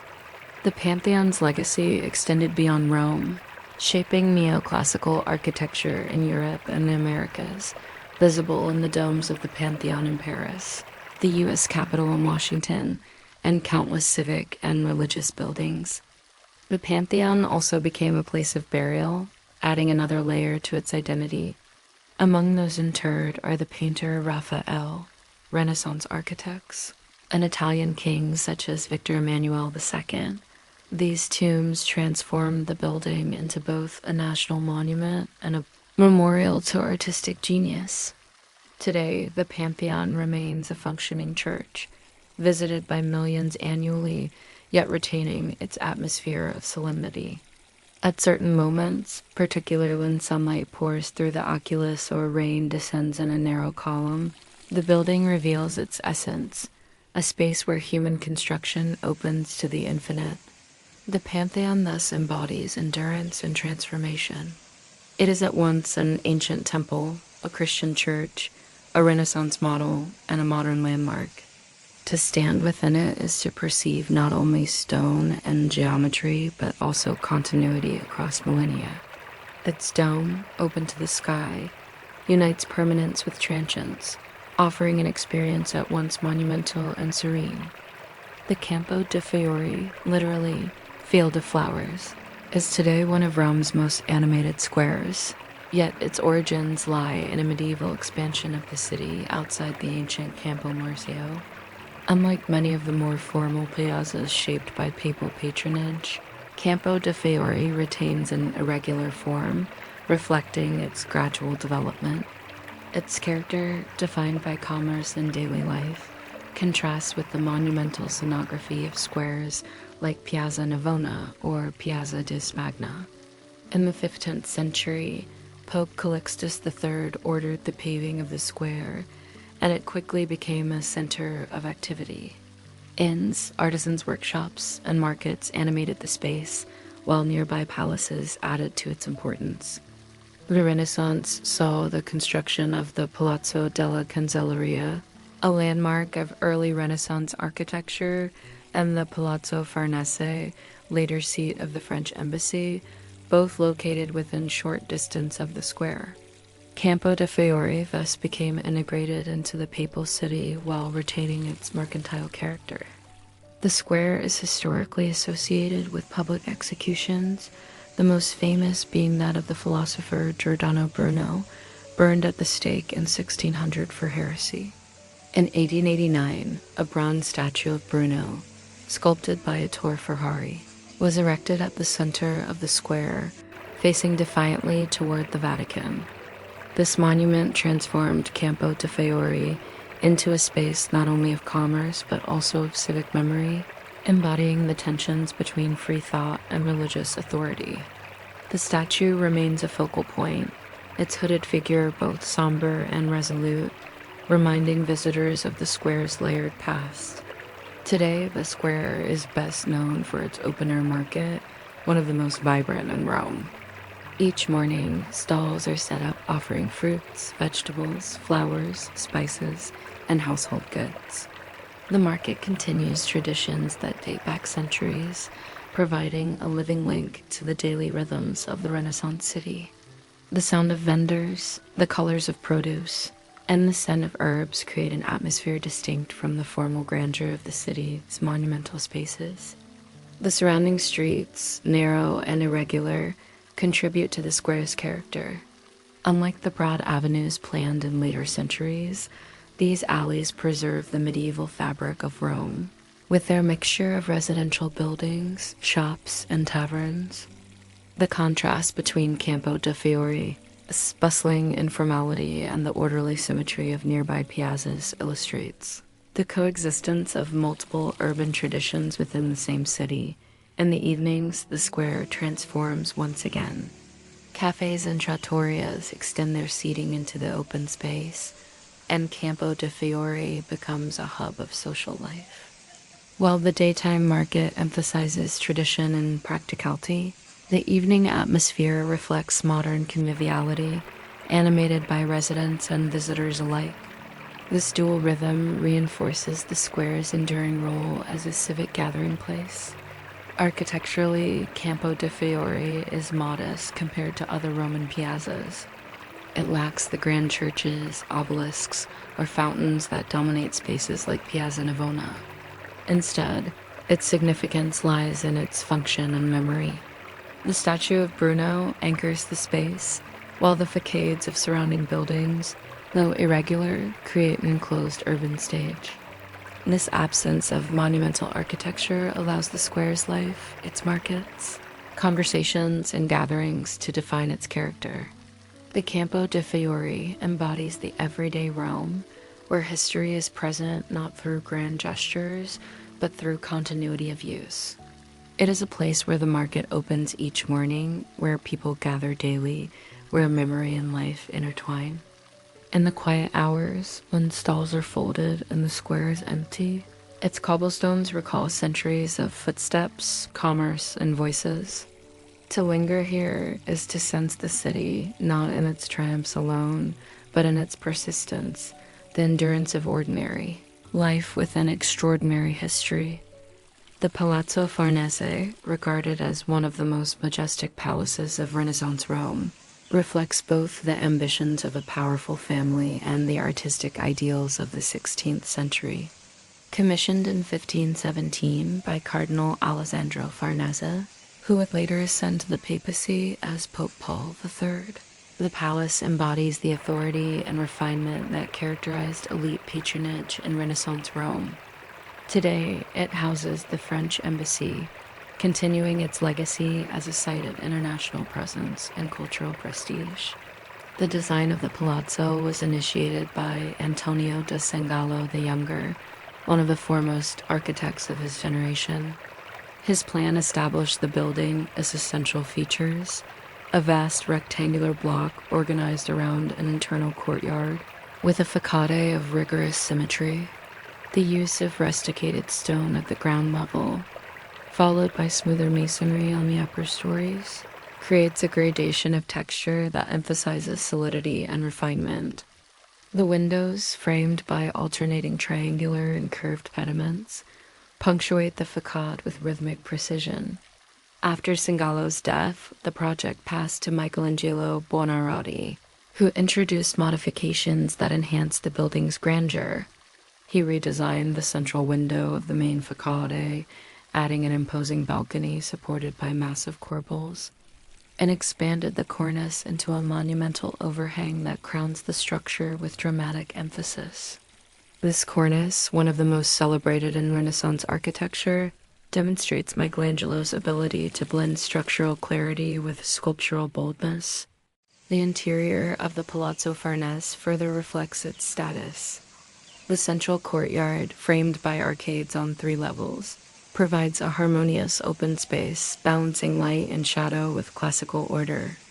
Within, rooms were decorated with frescoes and tapestries that celebrated both the family's lineage and its political aspirations.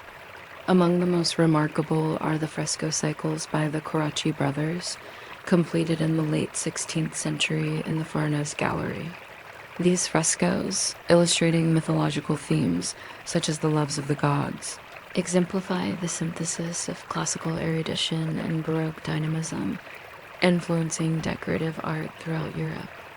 The Farnese family, among the most powerful in Renaissance Italy, used the palazzo not only as a residence, but also as a statement of their prominence. The building's scale, elegance, and central location near the Campo de' Fiori conveyed authority in both political and cultural spheres.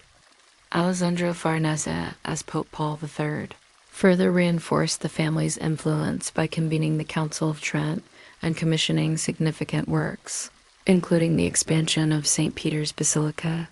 The Palazzo Farnese thus functioned as both domestic space and political emblem, intertwining personal ambition with papal policy. The architectural influence of the Palazzo Farnese extended beyond Rome. Its balanced proportions and monumental cornice became a model for Renaissance palaces across Europe, inspiring adaptations in Florence, Paris, and Madrid. The clarity of its design, rooted in classical vocabulary yet enhanced by Michelangelo's innovations, established it as a paradigm of residential architecture for the elite.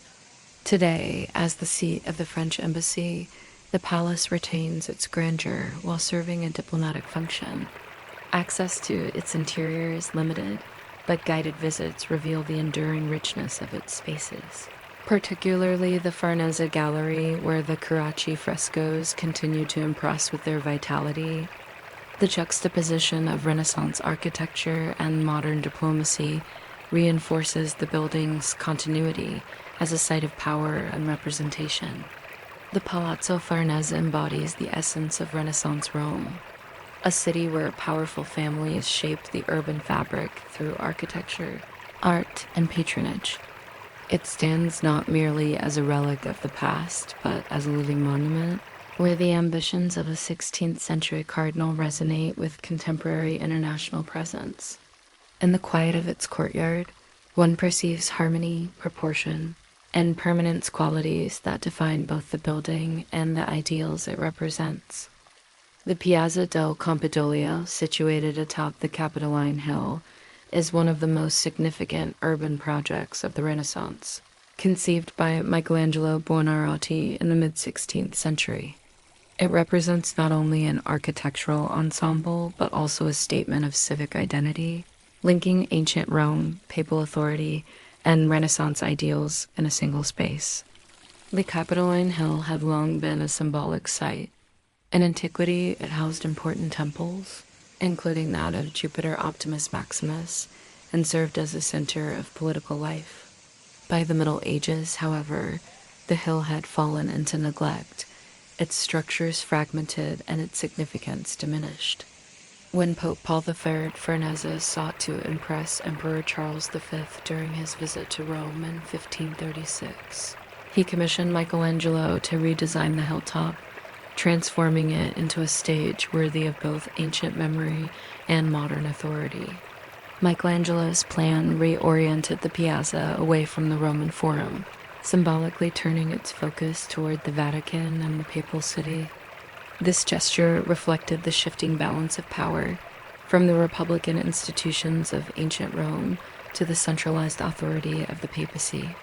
The design encompassed not only the arrangement of buildings, but also the paving pattern, creating a coherent ensemble that harmonized architecture and space. 3 principal buildings define the piazza.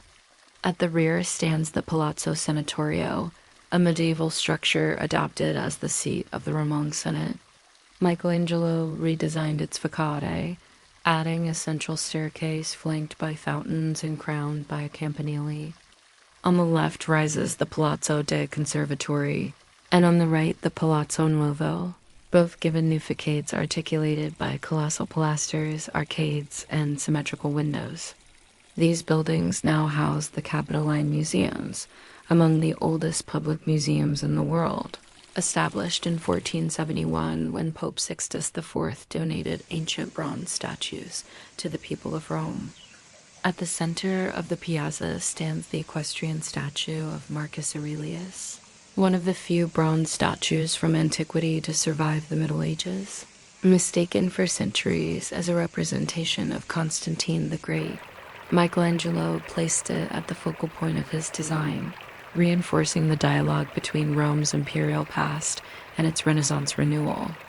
The statue, now replaced on the piazza by a copy to preserve the original, embodies continuity between eras, its calm authority contrasting with the dynamic setting of the square.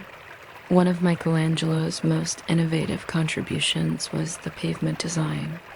Though executed only in the 20th century according to his plan, the oval starburst pattern creates a sense of movement and unity, drawing attention inward while suggesting cosmic harmony. This geometric scheme exemplifies Renaissance concern with order, proportion, and symbolism, transforming the ground plane into an essential element of the composition.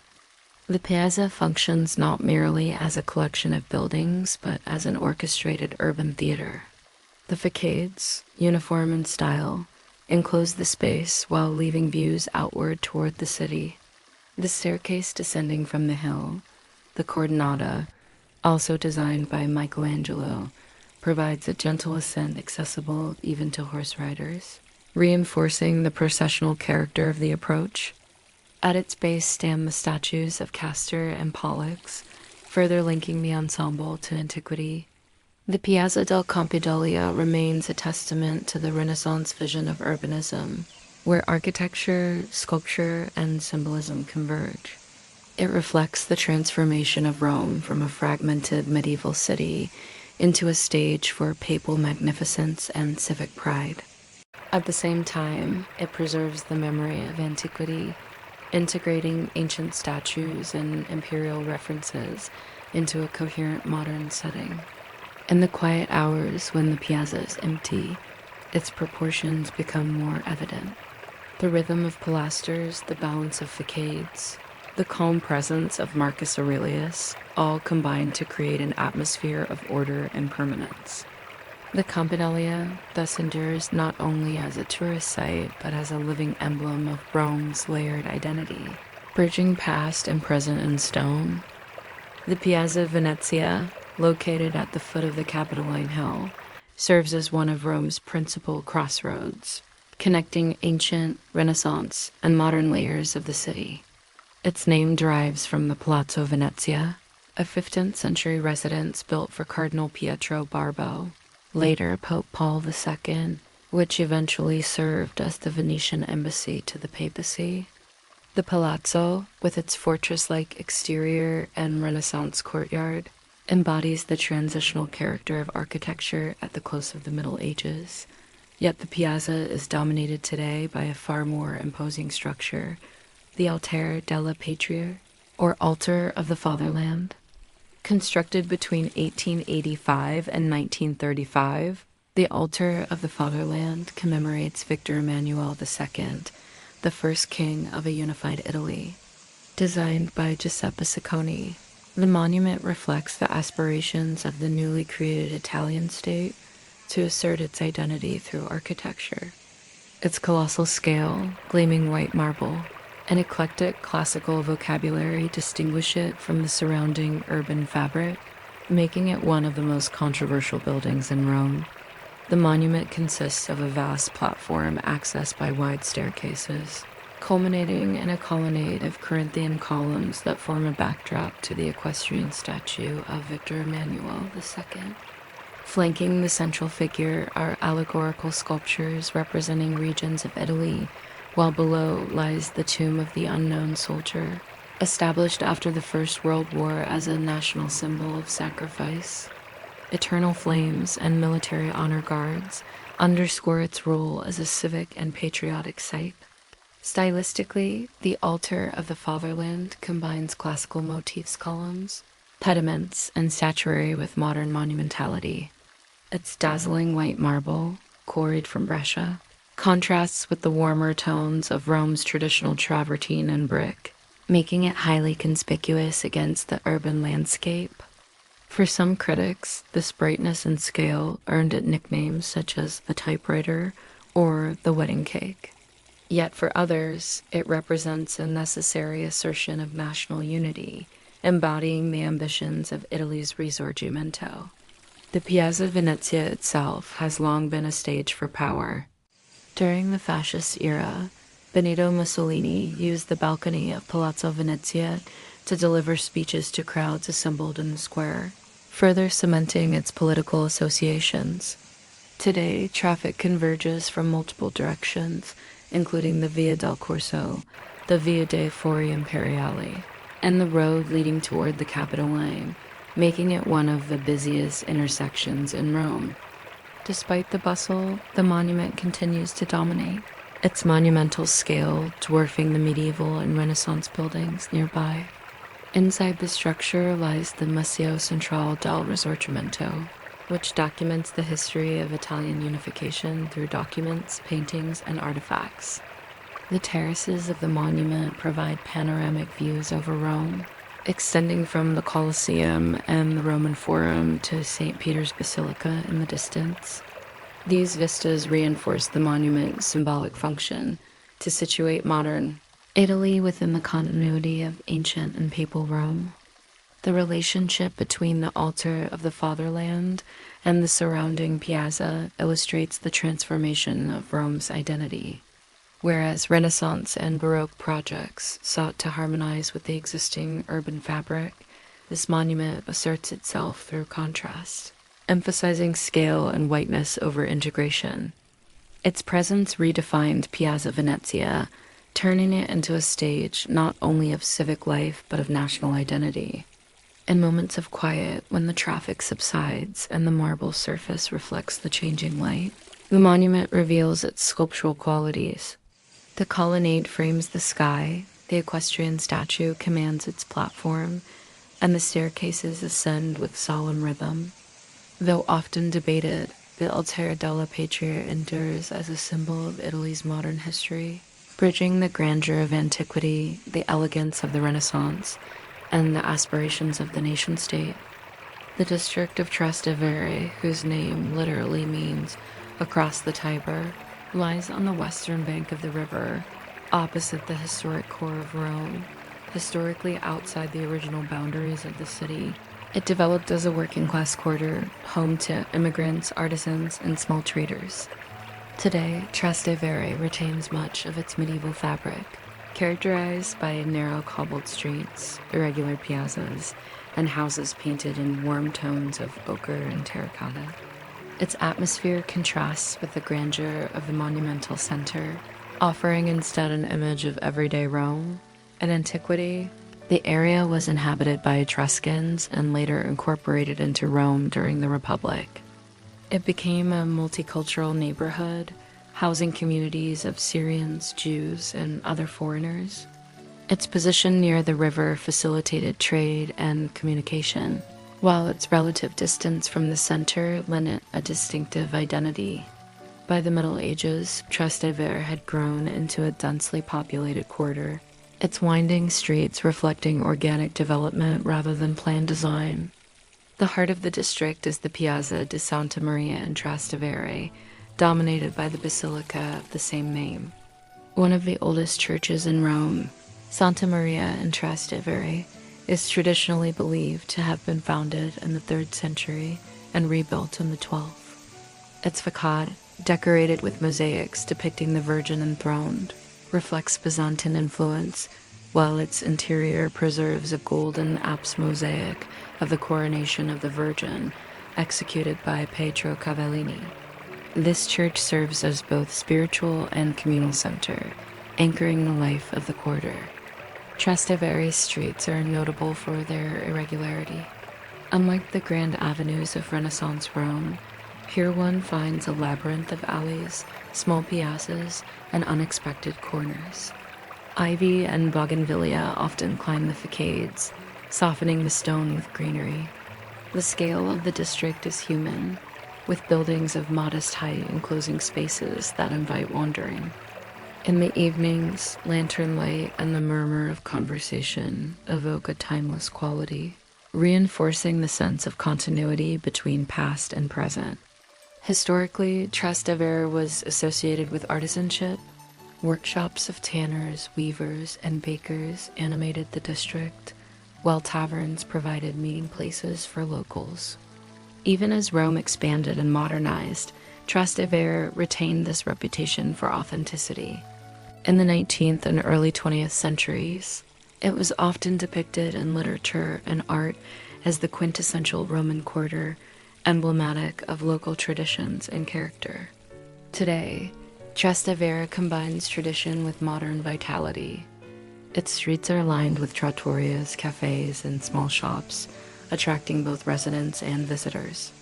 The market at Piazza San Cosimato continues the legacy of commerce, while the Janiculum Hill, rising just behind the district, provides views over the entire city.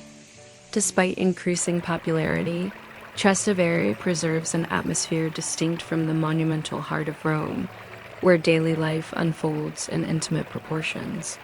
Among its landmarks are the Santa Cecilia in Trastevere, a basilica dedicated to the patron saint of music with its striking medieval apse mosaic and later Baroque interventions, and the Villa Farnesia, a Renaissance villa adorned with frescoes by Raphael and his school representing the intersection of aristocratic patronage with the district's otherwise modest character.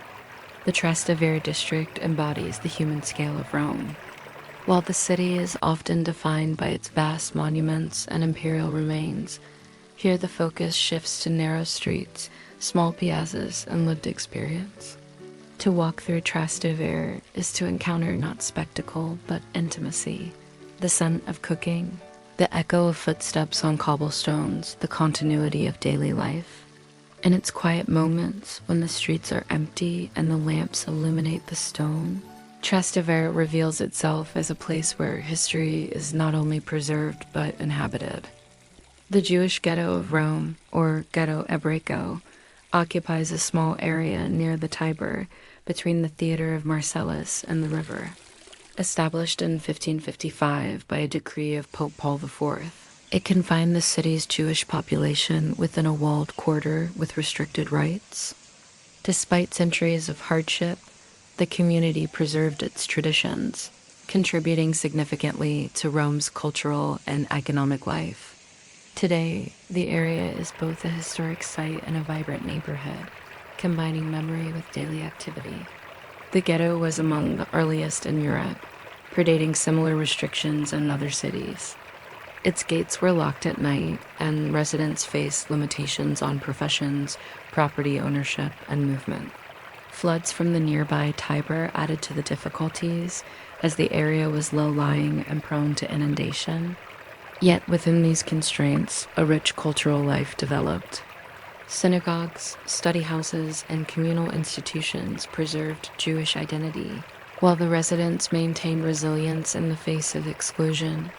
At the heart of the district stood the Cinque School, or 5 synagogues, housed within a single building. Each synagogue represented a different tradition: Italian, Castilian, Catalan, Sicilian, and Levantine, reflecting the diverse origins of Rome's Jewish population. This arrangement testified to both unity and diversity, accommodating multiple rites within the confined space of the ghetto. In the late 19th century, following Italian unification and the abolition of the Papal States, the walls of the ghetto were demolished, and the community gained full citizenship. In 1904, the monumental Great Synagogue of Rome, or Tempio Maggiore, was inaugurated on the former site of the Cinque School. Designed by Vincenzo Costa and Osvaldo Armani, the synagogue combines eclectic styles with a striking square dome that dominates the skyline along the river. Its interior features richly decorated spaces, including a Torah ark framed by marble columns and an elaborately painted ceiling. The synagogue stands not only as a place of worship, but also as a symbol of resilience and continuity. The Jewish ghetto today preserves its layered identity. Narrow streets such as Via della Regnella and Via del Portico di Ottavia evoke the medieval fabric of the quarter, while Roman ruins, such as the Portico of Octavia, testify to the area's ancient origins. Restaurants and bakeries offer Roman Jewish cuisine, characterized by distinctive dishes like carciofa alla Judea, deep-fried artichokes, a culinary tradition that has become emblematic of the district. The continuity of flavors links present-day life to centuries of practice. The neighborhood is also marked by memory of tragedy. During the Second World War on the 16th of October 1943, Nazi forces conducted a raid, deporting over 1,000 Jews from Rome to concentration camps, most of whom never returned. Commemorative plaques and stumbling stones, pietre d'inciampo, embedded in the cobblestones bear the names of victims, ensuring their remembrance within the daily paths of the community. Yet the ghetto is not solely a place of mourning. It is a living neighborhood where synagogues, schools, and cultural institutions continue to function. The Jewish Museum of Rome, located within the Great Synagogue, preserves manuscripts, textiles, and artifacts that narrate the history of the community. Festivals and religious observances animate the streets, linking the past to ongoing practice. The Jewish ghetto of Rome thus encapsulates resilience and continuity. It is a place where adversity was met with perseverance, where traditions endured despite constraints, and where memory coexists with daily life. To walk its streets is to encounter both ancient ruins and living culture, both silence and vitality. In the quiet hours, when the Tiber flows nearby and the cobblestones reflect the lamplight, the ghetto reveals itself as a testament to endurance, a neighborhood defined not only by walls of exclusion, but by centuries of unbroken presence. The district of Testaccio, located south of the Aventine Hill, derives its name from the Monte Testaccio, an artificial mound composed entirely of fragments of ancient Roman amphorae. This hill, rising about 35 meters, was formed between the 1st and 3rd centuries AD. when broken pottery from the nearby river port was discarded systematically. The amphorae, primarily used for transporting olive oil, were stacked in a deliberate manner, creating layers that remain visible today. Monte Testaccio thus serves as both an archaeological record and a symbol of the neighborhood's long association with commerce and food. In antiquity, Testaccio was the site of the Emporium, Rome's river port, constructed in the 2nd century BC to accommodate the expanding city's needs. Goods from across the Mediterranean, grain from Egypt, oil from Spain, wine from Gaul arrived here by barge along the Tiber. Warehouses lined the banks, and the discarded amphorae gradually accumulated into the mound that defines the district. This role as a logistical hub established Testaccio's identity as a working-class area tied to sustenance and trade. During the Middle Ages, the district remained peripheral, used for festivals and public events. The slopes of Monte Testaccio hosted popular celebrations, including the annual carnival games, where jousts and tournaments entertained the populace. By the 19th century, Testaccio developed into a residential neighborhood, housing laborers and artisans who worked in nearby industries and along the river. Its streets, laid out in a grid pattern, contrast with the irregular medieval fabric of central Rome, reflecting modern urban planning of the time. The 20th century reinforced Testaccio's reputation as a working-class district with a strong communal identity. Its residents developed traditions that emphasize solidarity and local pride. The presence of markets and slaughterhouses contributed to its gastronomic heritage, giving rise to distinctive dishes rooted in modest ingredients. Roman cuisine, particularly the so-called quinto cordo, or use of offal, became associated with Testaccio. Dishes such as cauda alla vaccinara, oxtail stew, and trippa alla romana, tripe and tomato sauce, exemplify this culinary tradition, reflecting both necessity and creativity.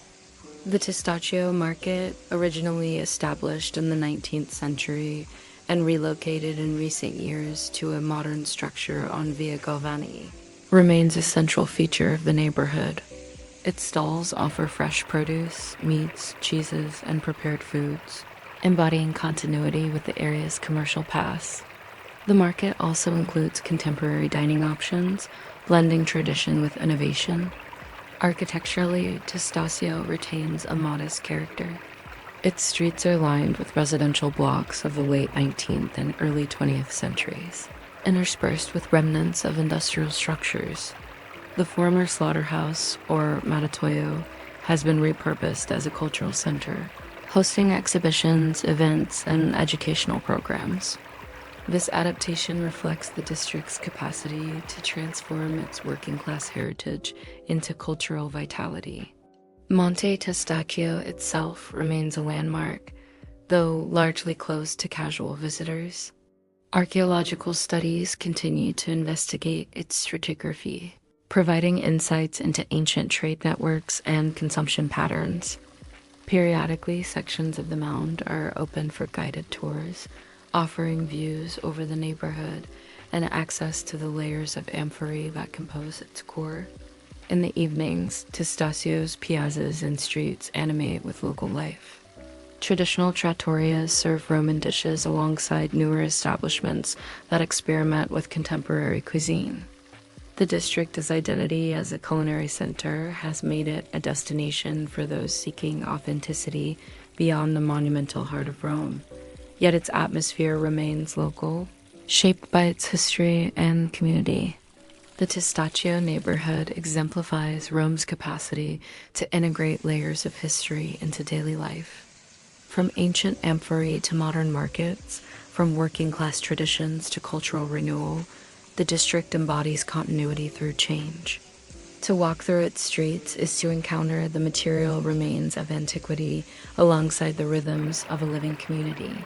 A reminder that Roma's identity resides not only in monuments, but also in neighborhoods, where history and life coexist seamlessly. The Aventine Hill, or Aventino, is one of the legendary 7 hills of Rome, Yet, unlike the Capitoline or the Palatine, it retains a markedly quiet and residential character.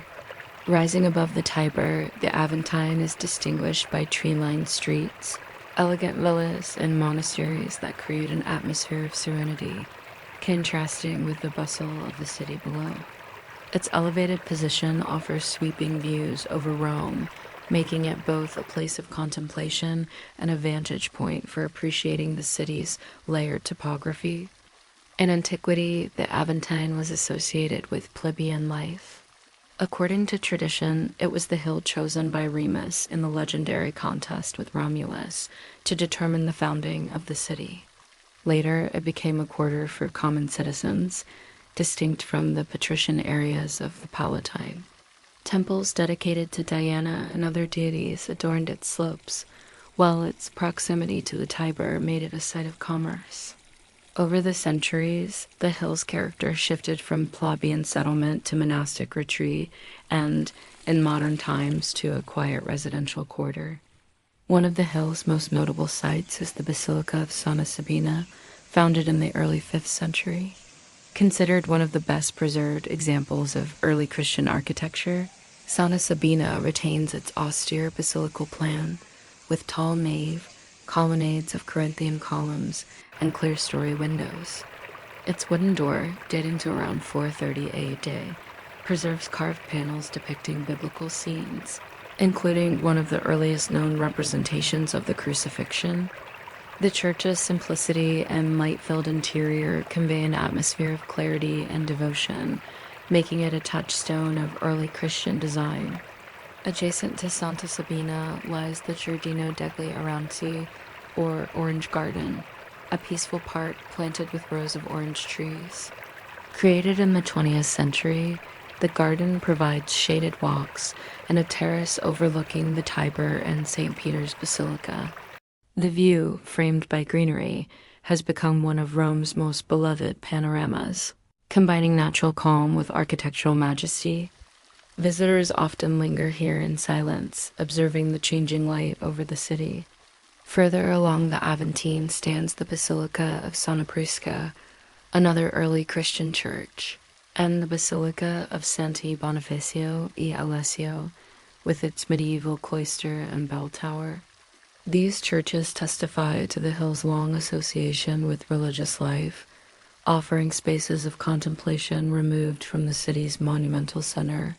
Monasteries and convents continue to occupy parts of the hill, reinforcing its character as a retreat. A unique feature of the Aventine is the Knights of Malta keyhole, located in the doorway of the Priory of the Knights of Malta on Piazza dei Cavalieri di Malta. Looking through this keyhole, one sees a perfectly framed view of the dome of St. Peter's Basilica, aligned with hedges that guide the perspective. This optical device, though modest, has become a celebrated example of Rome's play with perspective, offering a hidden yet precise composition that surprises those who discover it. The Aventine is also associated with ancient Roman history through the Cimitero degli Inglesi, or Protestant cemetery, located at its base near the Pyramid of Cestius. Here are buried poets such as John Keats and Percy Bysshe Shelley, as well as many foreign residents of Rome. The cemetery, shaded by cypresses and enriched by sculptures, reflects the hill's atmosphere of reflection and quiet dignity. Today, the Aventine remains primarily residential, with embassies, villas, and private gardens giving it an exclusive character. Yet its churches, parks, and vistas remain accessible, offering a respite from the intensity of central Rome. To ascend its slopes is to experience a different dimension of the city, one defined not by grandeur or spectacle, but by calm, proportion, and contemplation. The Aventine Hill exemplifies Rome's capacity for contrast. Within walking distance of the Circus Maximus and the bustling Testaccio district, it offers silence, greenery, and wide horizons. In the early morning or at sunset, when the light softens and the bells of Santa Sabina ring, the Aventine reveals its essence, a hill of serenity where history and landscape converge in quiet harmony. The Monte district, located between the Colosseum and Termini Station, is among the oldest inhabited areas of Rome.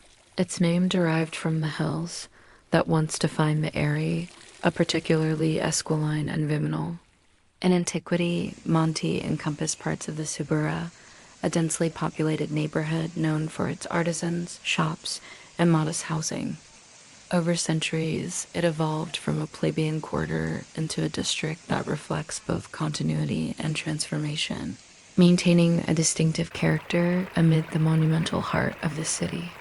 During the Roman Empire, the Suburra was associated with bustling life, home to craftsmen, taverns, and markets. Though lacking the grandeur of the Forum or the Palatine, it represented the everyday Rome of common citizens. Archaeological remains scattered throughout Monte testify to this ancient past. Fragments of aqueducts, insulae, apartment buildings, and traces of the urban fabric. The district is positioned near the Forum and Colosseum, underscores its proximity to power while highlighting its distinct social role. In the Middle Ages, Monte preserved its dense network of streets and alleys. Churches such as San Pietro in Vincoli, founded in the 5th century, became landmarks. This basilica, famous for housing Michelangelo's statue of Moses as part of the tomb of Pope Julius II, remains one of the district's treasures. Its simple exterior contrasts with the power of the sculpture within, a reminder of Monte's balance between modest setting and cultural richness. The Renaissance and Baroque eras brought modest development but did not transform Monte into a showcase like other parts of Rome. Its irregular streets and mixed architecture retained a popular identity. By the 19th century, the district was considered a working-class quarter, marked by artisans' workshops, small inns, and a tight-knit community. This heritage of craftsmanship continues today, with shops and studios preserving artisanal traditions in leather, jewelry, and textiles. Modern Monte has emerged as a vibrant area that blends history with contemporary life. The heart of the district is Piazza della Madonna dei Monti, where a 16th century fountain serves as gathering place for residents and visitors. Around the square, cafes, small restaurants, and shops animate the streets, creating a rhythm of conviviality that recalls the district's communal past. The scale of Monte remains human: narrow streets paved with cobblestones, modest buildings with shuttered windows, and unexpected glimpses of ancient ruins. Culturally, Monte has become a hub for independent design and alternative expression. Boutiques, vintage shops, and art studios line its streets, attracting a younger population while maintaining ties to traditional crafts. This blend of old and new defines the district's atmosphere, where centuries-old churches stand beside contemporary creative spaces. The Via del Boschetto and Via Urbana exemplify this character, offering both artisanal workshops and modern design boutiques. Monte also preserves layers of religious and civic architecture. In addition to San Pietro and Vincoli, the Church of Santa Panziana, with mosaics dating to the 4th century, represents one of the oldest Christian sites in Rome. Meanwhile, remnants of the Imperial Fora, particularly Trajan's Market, border the district, linking its intimate scale with the grandeur of imperial history. This juxtaposition underscores Monte's unique position between antiquity and modernity.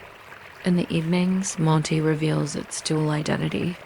The narrow alleys fill with residents enjoying aperitivo, while the stones of ancient Rome remain silent witnesses. The atmosphere is lively yet contained, maintaining the intimacy of a neighborhood despite its central location. Unlike tourist-heavy zones, Monte preserves a sense of authenticity shaped by its community and traditions. The Monte district exemplifies the layered fabric of Rome, where antiquity, medieval survival, Renaissance art, and modern creativity coexist. It is neither monumental nor peripheral, but rather deeply integrated into the city's identity. To walk through Monte is to experience Rome on a smaller scale, streets that preserve memory, workshops that continue craft, and piazzas that sustain community. In its quiet corners and animated gatherings alike, Monte reveals the endurance of everyday life within the eternal city. The Prati district, located just north of the Vatican, is among the most modern quarters of Rome, distinguished by its orderly grid plan and wide boulevards. Unlike the medieval labyrinth of Trastevere or the irregular alleys of Monte, Prati was conceived during the late 19th century as part of the capital's expansion after Italian unification.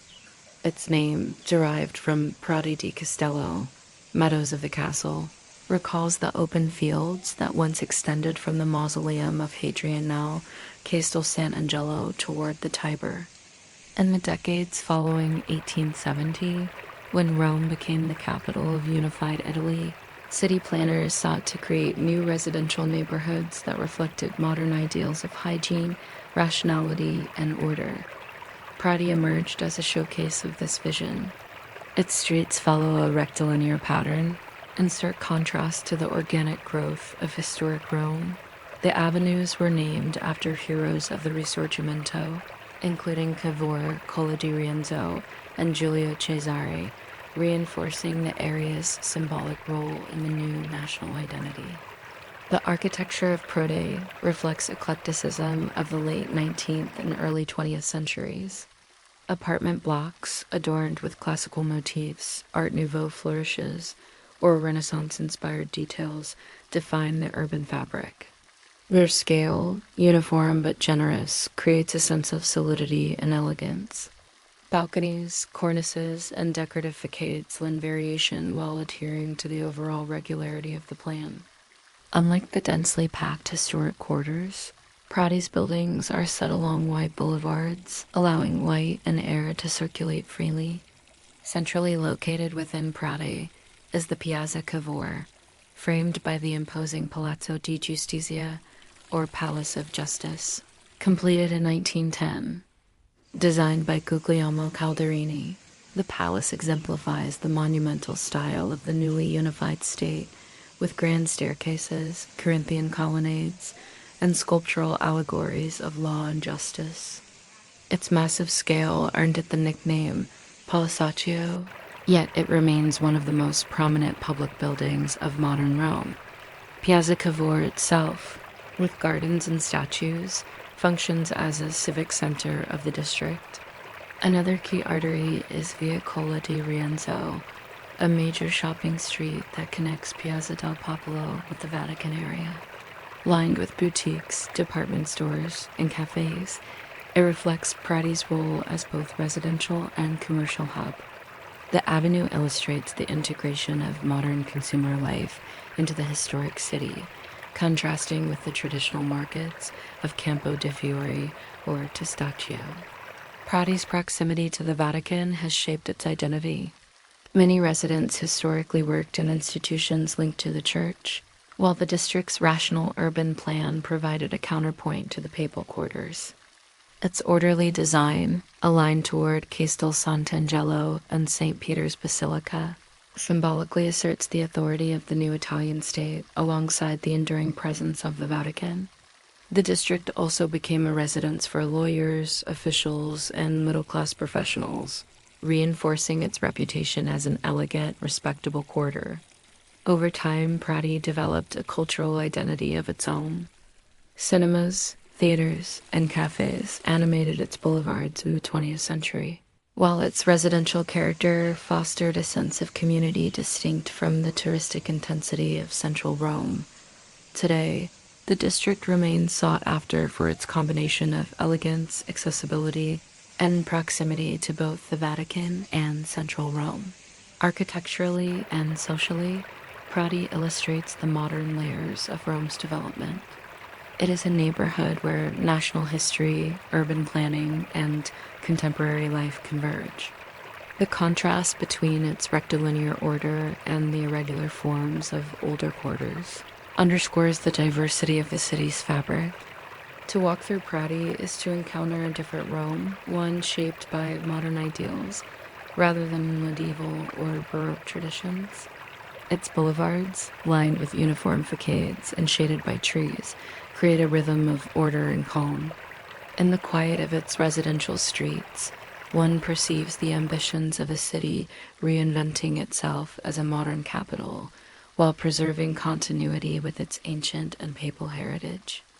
The San Lorenzo district, situated just east of Termini Station and adjacent to the Sapienza University of Rome, embodies the intersection of popular tradition, student life, and historical memory. Unlike the monumental grandeur of central Rome or the orderly boulevards of Prati, San Lorenzo retains a raw, authentic atmosphere, shaped by its working-class origins and subsequent transformations. The neighborhood developed in the 19th century as a residential area for laborers employed in nearby industries, including railways and workshops. Its modest buildings, typically 2 or 3 stories high, reflect this heritage. Narrow streets, irregularly paved, and simple facades give the district a humble, unpolished quality. Unlike the aristocratic palaces of central Rome, San Lorenzo was always defined by community life and resilience. One of the most significant aspects of San Lorenzo's history is its rule during the Second World War. On July 19, 1943, the district was heavily bombed by Allied forces, targeting railway infrastructure. The bombardment caused extensive destruction and civilian casualties, leaving a deep scar on the community. Memorials and plaques throughout the neighborhood recall this tragedy, and the collective memory of the event remains an essential part of San Lorenzo's identity. The Basilica of San Lorenzo fuori le mura, located nearby, also suffered damage, linking the district's name to one of Rome's earliest Christian martyrs and to its wartime resilience. In the post-war decades, San Lorenzo gradually transformed, influenced by the presence of the Sapienza University, one of Europe's largest universities. Students settled in the area, bringing vitality, political engagement, and cultural innovation. The district became associated with left-wing activism, intellectual debate, and artistic experimentation. Its walls, covered with murals and graffiti, testified to this identity, turning the neighborhood into an open-air canvas of contemporary expression. The heart of San Lorenzo is Piazza della Immacolata, a modest square that functions as a gathering place for students and residents. Cafes, bars, and pizzerias line its edges, creating a lively atmosphere, especially in the evenings. Unlike the refined piazzas of central Rome, Piazza della Immacolata embodies informality and social spontaneity, reflecting the district's youthful character. Cultural life in San Lorenzo also includes small theaters, music venues, and alternative cultural centers. Former industrial spaces have been repurposed for artistic use, hosting exhibitions, concerts, and performances. This adaptability reflects the district's capacity to transform adversity into creativity, reinforcing its role as a laboratory of ideas and community initiatives. At the same time, San Lorenzo preserves traces of its past.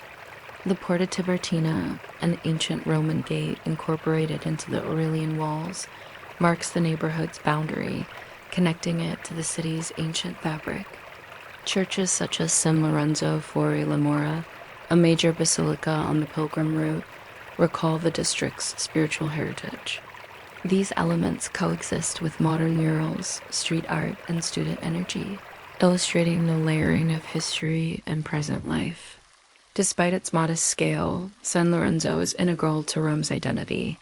It demonstrates the city's diversity, encompassing not only monumental and aristocratic quarters, but also neighborhoods defined by resilience, creativity, and popular tradition.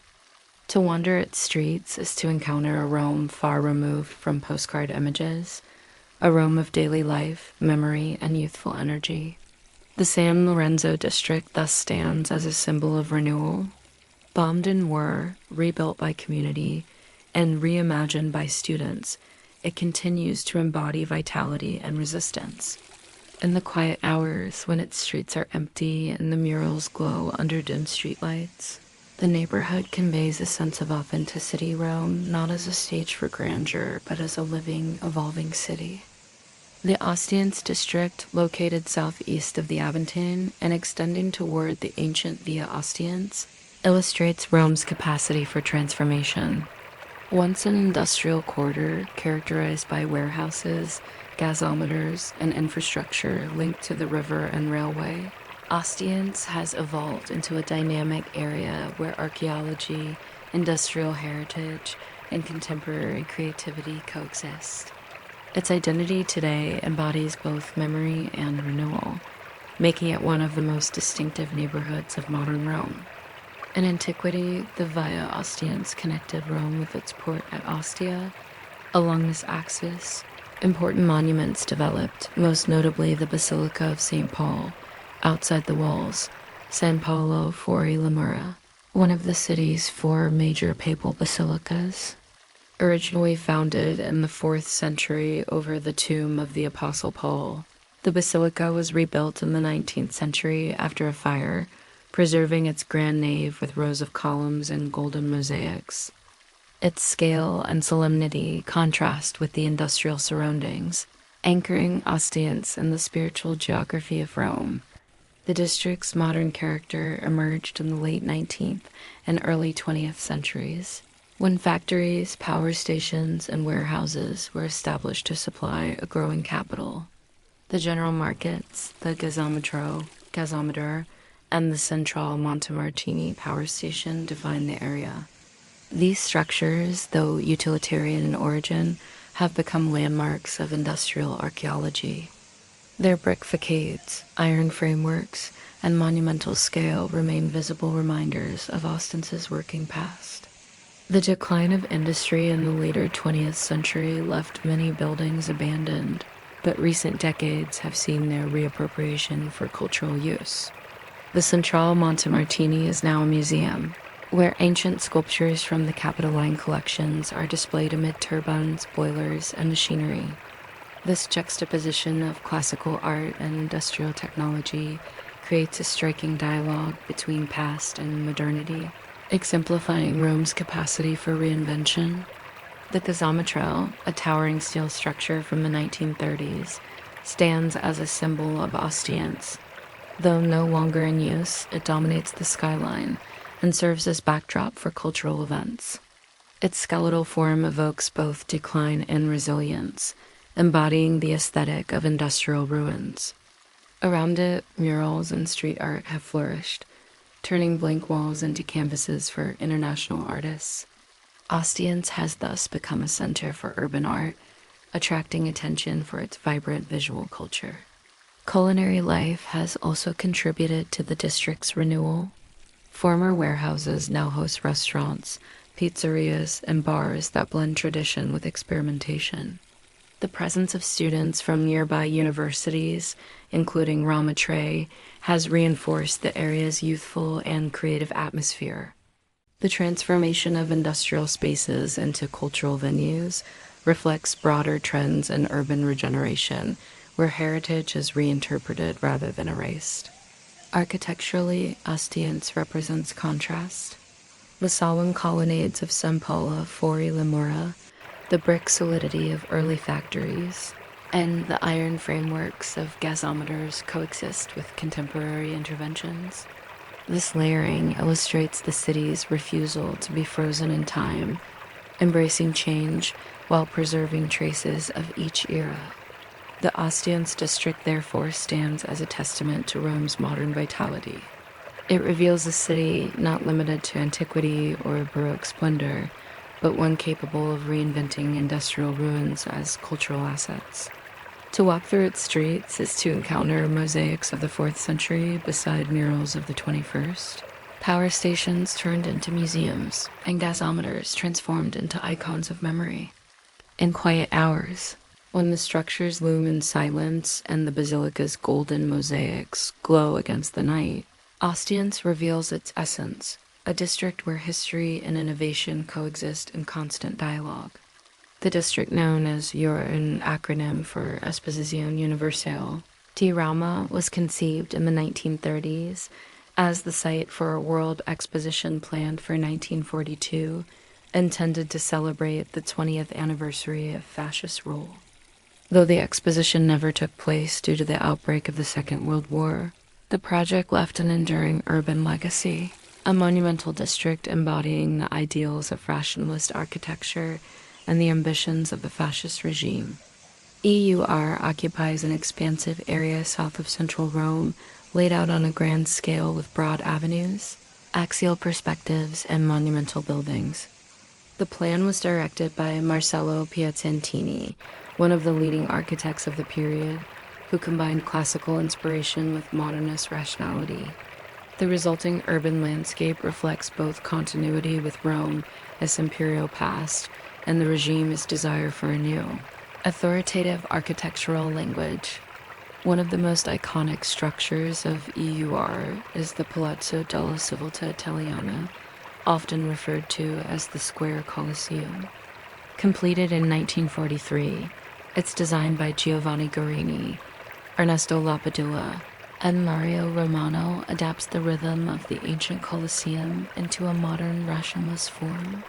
Its 6 tiers of arches, arranged with mathematical precision, create a facade at once austere and monumental.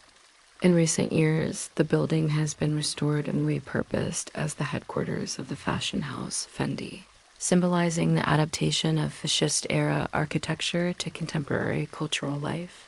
Other significant buildings include the Palazzo dei Congressi, designed by Adalberto Libra and completed in the 1950s, which exemplifies the continuation of rationalist principles after the war. Its combination of classical portico and modern volumes illustrates the enduring influence of EUR's original vision, further reflects the synthesis of tradition and modernity with its massive dome and simplified classical vocabulary. EUR also features extensive open spaces, including artificial lakes and parks, intended to provide a setting for leisure as well as monumental architecture. The Laghetto della, a large artificial lake surrounded by gardens, was created in the 1960s and remains a popular recreational space, softening the severity of the monumental avenues with water and greenery. After the war, the incomplete district was reimagined as a center for government offices, exhibitions, and corporate headquarters. Its architecture, once associated with fascist propaganda, became part of the fabric of post-war Rome, used pragmatically while still reflecting its origins. Today, Eura serves as a financial and administrative hub, with modern skyscrapers and business complexes rising alongside rationalist monuments. This juxtaposition reinforces its identity as a district of continuity and adaptation. Critics have debated EUR's architectural legacy, some viewing it as a relic of authoritarian aesthetics, others as a coherent example of 20th century urbanism. Regardless of interpretation, its scale and clarity distinguish it within Rome's diverse landscape. Unlike the organic growth of older quarters, EUR embodies planning, symmetry, and monumentality, qualities that set it apart while linking it symbolically to the grandeur of Imperial Rome. In the quiet hours when the avenues empty and the pale travertine facades reflect the evening light, EUR reveals a stark beauty. Its arches and porticos frame the sky with measured rhythm. Its wide spaces evoke order and permanence. Beyond ideology, the district endures as a unique expression of Rome's layered identity, ancient, Baroque, and modern, each inscribed in stone and space. The Ur district exemplifies the 20th century's contribution to Rome's urban fabric, a reminder that even in the modern age, the city continued to reinvent itself with monumental ambition. It is a place where history, ideology, and adaptation converge in an urban stage that speaks both of past aspirations and of present realities. The Garbatella district, located southeast of central Rome near the Ostiense area, represents one of the most distinctive examples of 20th century social housing in Italy. Founded in 1920 as part of a plan to provide affordable residences for workers, Garbatella embodies both architectural experimentation and a strong sense of community. Unlike the monumental rationalism of yore, Garbatella reflects a more intimate and picturesque vision of urban living. The name Garbatella is traditionally linked to a local innkeeper, described as Garbate gracious or courteous, who is said to welcome travelers passing through the area. Over time, this anecdote gave the district its affectionate name, reinforcing its popular identity. Its creation coincided with the expansion of Rome after it became the capital of unified Italy. When new districts were needed to accommodate a growing population, the design of Garbatella drew inspiration from the English Garden City movement, which emphasized green spaces, low-rise housing, and communal life. Instead of rigid grids or monumental avenues, the district was laid out with winding streets, small piazzas, and clusters of houses surrounded by gardens. Early buildings, known as lodi, housing blocks, combined modest apartments with shared courtyards, fostering interaction among residents. Their architecture blended vernacular Roman elements with eclectic motifs, creating a varied yet harmonious landscape. Walking through Garbatella, one encounters a patchwork of styles: Baroque-inspired facades with stucco decorations, medieval references, and touches of Art Nouveau. Despite this eclecticism, the scale remains consistently human. Balconies overflow with plants, staircases open into communal courtyards, and laundry often hangs from windows, reinforcing the sense of lived-in intimacy. The district's charm resides not in grandeur, but in the accumulation of small details that reflect everyday life. Over the decades, Garbatella became home to workers from nearby industries, particularly those in Ostiense, as well as employees linked to the port and railway. Its identity as a working-class district shaped its traditions, politics, and culture. Strong communal ties developed, expressed in neighborhood festivals, local associations, and a shared sense of belonging. At the heart of Garbatella lies Piazza Benedetto Bran, the district's symbolic center, where the first stone was laid in 1920. From here, the neighborhood expanded outward, incorporating successive phases of construction. The nearby Teatro Palladium, originally a cinema built in the 1920s and later adapted for performances, remains a cultural landmark. Its survival reflects the district's engagement with artistic and communal life. In the post-war period, Garbatella experienced both challenges and renewal. Its housing blocks, initially conceived as social experiments, required modernization, while its residents maintained the traditions of solidarity and local pride. In recent decades, Garbatella has attracted renewed attention for its architectural uniqueness and authentic atmosphere. Its picturesque streets have served as settings for films and television series, further embedding it in the cultural imagination of Rome. Garbatella also offers unexpected green spaces. Small gardens, courtyards, and tree-lined streets punctuate the district, aligning with its original Garden City concept. These spaces soften the urban environment, providing areas of rest and social interaction. The combination of greenery and built form exemplifies a vision of urbanism that prioritizes human scale and communal well-being. Today, Garbatella retains its popular character while increasingly attracting visitors interested in its architectural heritage and authentic atmosphere. It stands in contrast to both the grandeur of central Rome and the rationalism of yore, offering instead a model of intimate lived-in urban space. To explore Garbatella is to encounter a Rome that is neither ancient nor monumental, but profoundly human, rooted in daily rhythms and community bonds. The Garbatella district thus represents a unique chapter in Rome's history of urban development. Conceived as social housing, it has endured as a vibrant neighborhood, defined by eclectic architecture, communal spirit, and picturesque charm.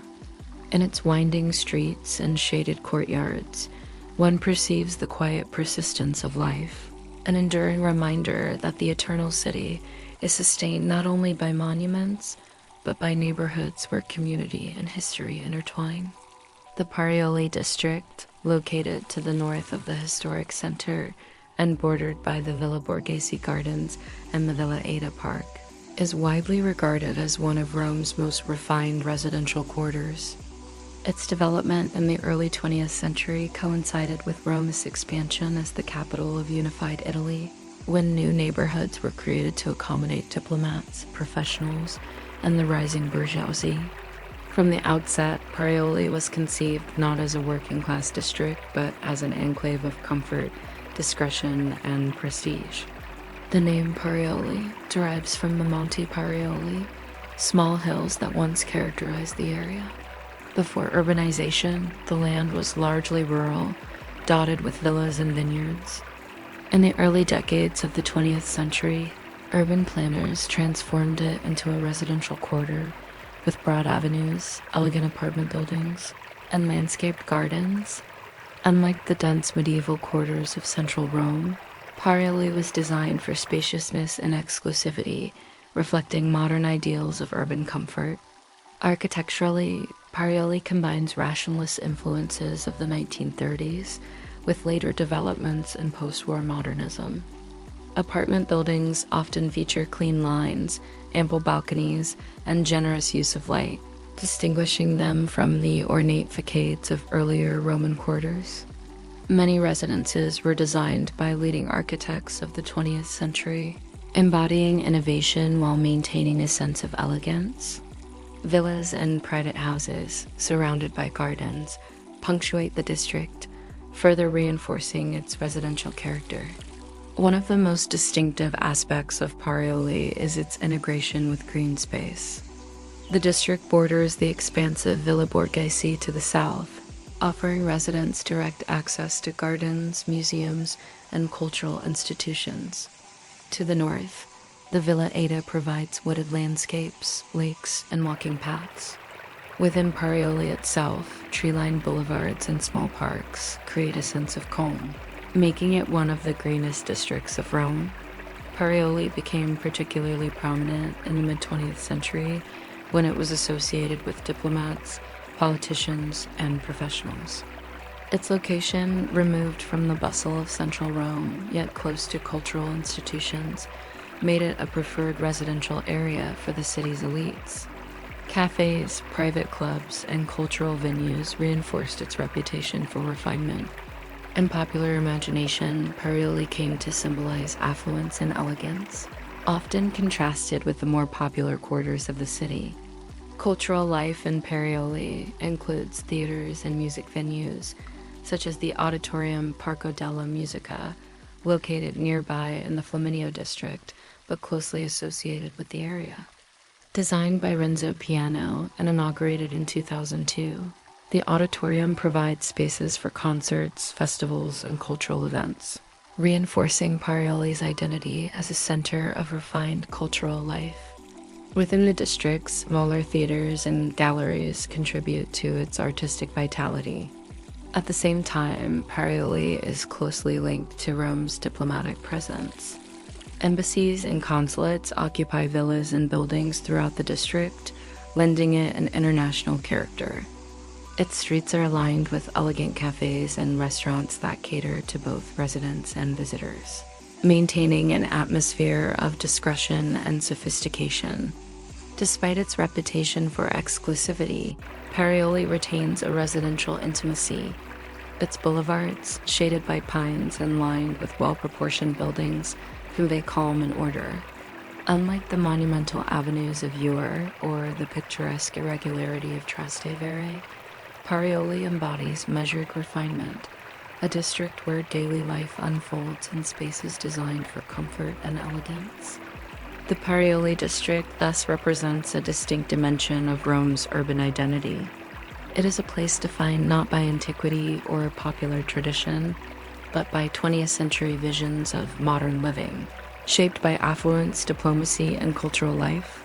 In the quiet hours, when its gardens are still and its streets empty, Parioli reveals its essence, a neighborhood of discreet elegance, where refinement and serenity converge in harmony with the city's broader history. The Flaminio district, situated north of Piazza del Popolo and along the Via Flaminia, illustrates Rome's modern evolution, where cultural institutions and contemporary architecture coexist with older urban layers. Its identity is strongly linked to 20th century development, sports facilities, and more recently, to an expanding cultural landscape that has redefined the area as one of the most dynamic parts of the city. Historically, the Via Flaminia was an ancient Roman road leading northward toward Umbria and the Adriatic. Along this axis, settlements and villas developed, though the area remained largely peripheral until the 20th century. With the growth of modern Rome after unification, Flaminio became a site for urban expansion, industrial activity, and, later, cultural innovation. One of the earliest landmarks of modern Flaminio is the Ponte Milvio, located slightly further north, which has stood since antiquity as one of the main bridges across the Tiber. The site of Constantine's victory over Maxentus in 312 AD, it became a symbol of power and transition. In recent years, the bridge has gained contemporary fame as a gathering spot, further embedding it into the district's identity. In the early 20th century, Flaminio developed around the needs of a modernizing capital. The Foro Italico, initially called Foro Mussolini, was created in the 1920s and 1930s as a monumental sports complex reflecting fascist-era architecture. Designed to host athletic competitions and to symbolize strength and discipline, the complex includes the Stadio dei Marmi, lined with statues of athletes, and the Stadio Olimpico, which remains Rome's principal stadium for football and international sports events. These facilities anchor Flaminio in both historical and contemporary athletic life. A turning point in the district's identity came with the creation of major cultural institutions in the late 20th and early 21st centuries. Chief among them is the Auditorium Parco della Musica, designed by Renzo Piano and inaugurated in 2002, comprising 3 concert halls arranged around an open-air amphitheater. The auditorium is one of the most important cultural venues in Rome, hosting symphonies, festivals, and performances. Its modern architecture, with forms resembling beetle shells, provides a striking contrast to the city's historic fabric, while harmonizing with its landscape. Another landmark is the Amicus XI National Museum of 21st Century Arts, designed by Zaha Hadid and completed in 2010. The museum represents a milestone in Rome, this embrace of contemporary architecture and culture, with fluid lines, expansive galleries, and innovative spaces dedicated to modern art and architecture. MXXI has positioned Flaminio as a hub for contemporary creativity, drawing international attention and integrating the district into global cultural networks. Beyond these institutions, Flaminio retains a residential character, with apartment blocks, schools, and local markets shaping daily life. Its proximity to Villa Borghese and the Tiber provides natural spaces that soften the urban environment. The coexistence of traditional urban fabric with avant-garde cultural projects underscores Flaminio's dual identity, a neighborhood rooted in history yet oriented toward innovation. Cultural and social vitality animate Flaminio's public spaces. The district hosts festivals, exhibitions, and sporting events that attract diverse audiences. Its streets and piazzas reveal a Rome that is cosmopolitan and forward-looking, distinct from the timeless aura of its ancient core. At the same time, remnants of fascist-era urbanism, such as monumental statues and rationalist architecture, remind visitors of the layered and sometimes contested history embedded in its streets. The Flaminio district thus exemplifies modern Rome's engagement with culture, sport, and innovation. To explore it is to encounter a Rome beyond antiquity, where contemporary architecture, international events, and vibrant life define the urban experience. In quiet hours, when the lights of the auditorium and Maxi glow against the night sky, Flaminio reveals its essence, a place of transition, where the eternal city embraces modernity while preserving continuity with its historical foundations. The area known as the Trident, literally, the Trident refers to the three straight streets that radiate outward from Piazza del Popolo, Via del Corso, Via del Babuino, and Via di Ripetta. Conceived in the 16th century as part of papal urban planning, this configuration gave Rome one of its most elegant urban frameworks, connecting the northern gate of the city to its monumental and commercial heart. The district defined by the Trident, particularly around Piazza di Spagna, has since become synonymous with sophistication, fashion, and cosmopolitan life. At the core lies Piazza di Spagna, one of the most celebrated squares in Rome. Its distinctive form is dominated by the Spanish Steps, or Scalinata di Trinita dei Monti, constructed between 1723 and 1725 by architects Francesco de Sanctis and Alessandro Specchi. The sweeping stairway, composed of irregular flights, terraces, and balustrades, ascends gracefully from the square to the Church of Trinita dei Monti above. This composition blends urban space with architectural theater, creating one of the most iconic vistas in Rome. At the foot of the steps stands the Fontana della Barcaccia, designed by Pietro Bernini and his son Gian Lorenzo Bernini in the early 17th century. Shaped like a half-sunken boat, the fountain commemorates a flood of the Tiber that stranded a boat on this spot. Its modest yet evocative form contrasts with the grandeur of the stairway, grounding the piazza in both legend and memory. Surrounding Piazza di Spagna is a network of streets associated with high fashion and refined living. Via dei Condotti, leading directly into the square, is lined with luxury boutiques representing international designers, while Via del Babuino connects the area to Piazza del Popolo through a corridor of art galleries, antique shops, and elegant residences. This concentration of commerce and culture has made the Trident synonymous with Rome's role as a capital of fashion and design. Historically, the area also attracted artists, writers, and travelers. During the 18th and 19th centuries, when the Grand Tour brought Northern European elites to Italy, Piazza di Spagna became a favored destination. The nearby Keats Shelley Memorial House, where the English poet John Keats died in 1821, preserves this legacy. The presence of foreign academies, such as the French Academy at Villa Medici, further reinforced the area's cosmopolitan reputation. The architecture of the Trident reflects the layering of centuries.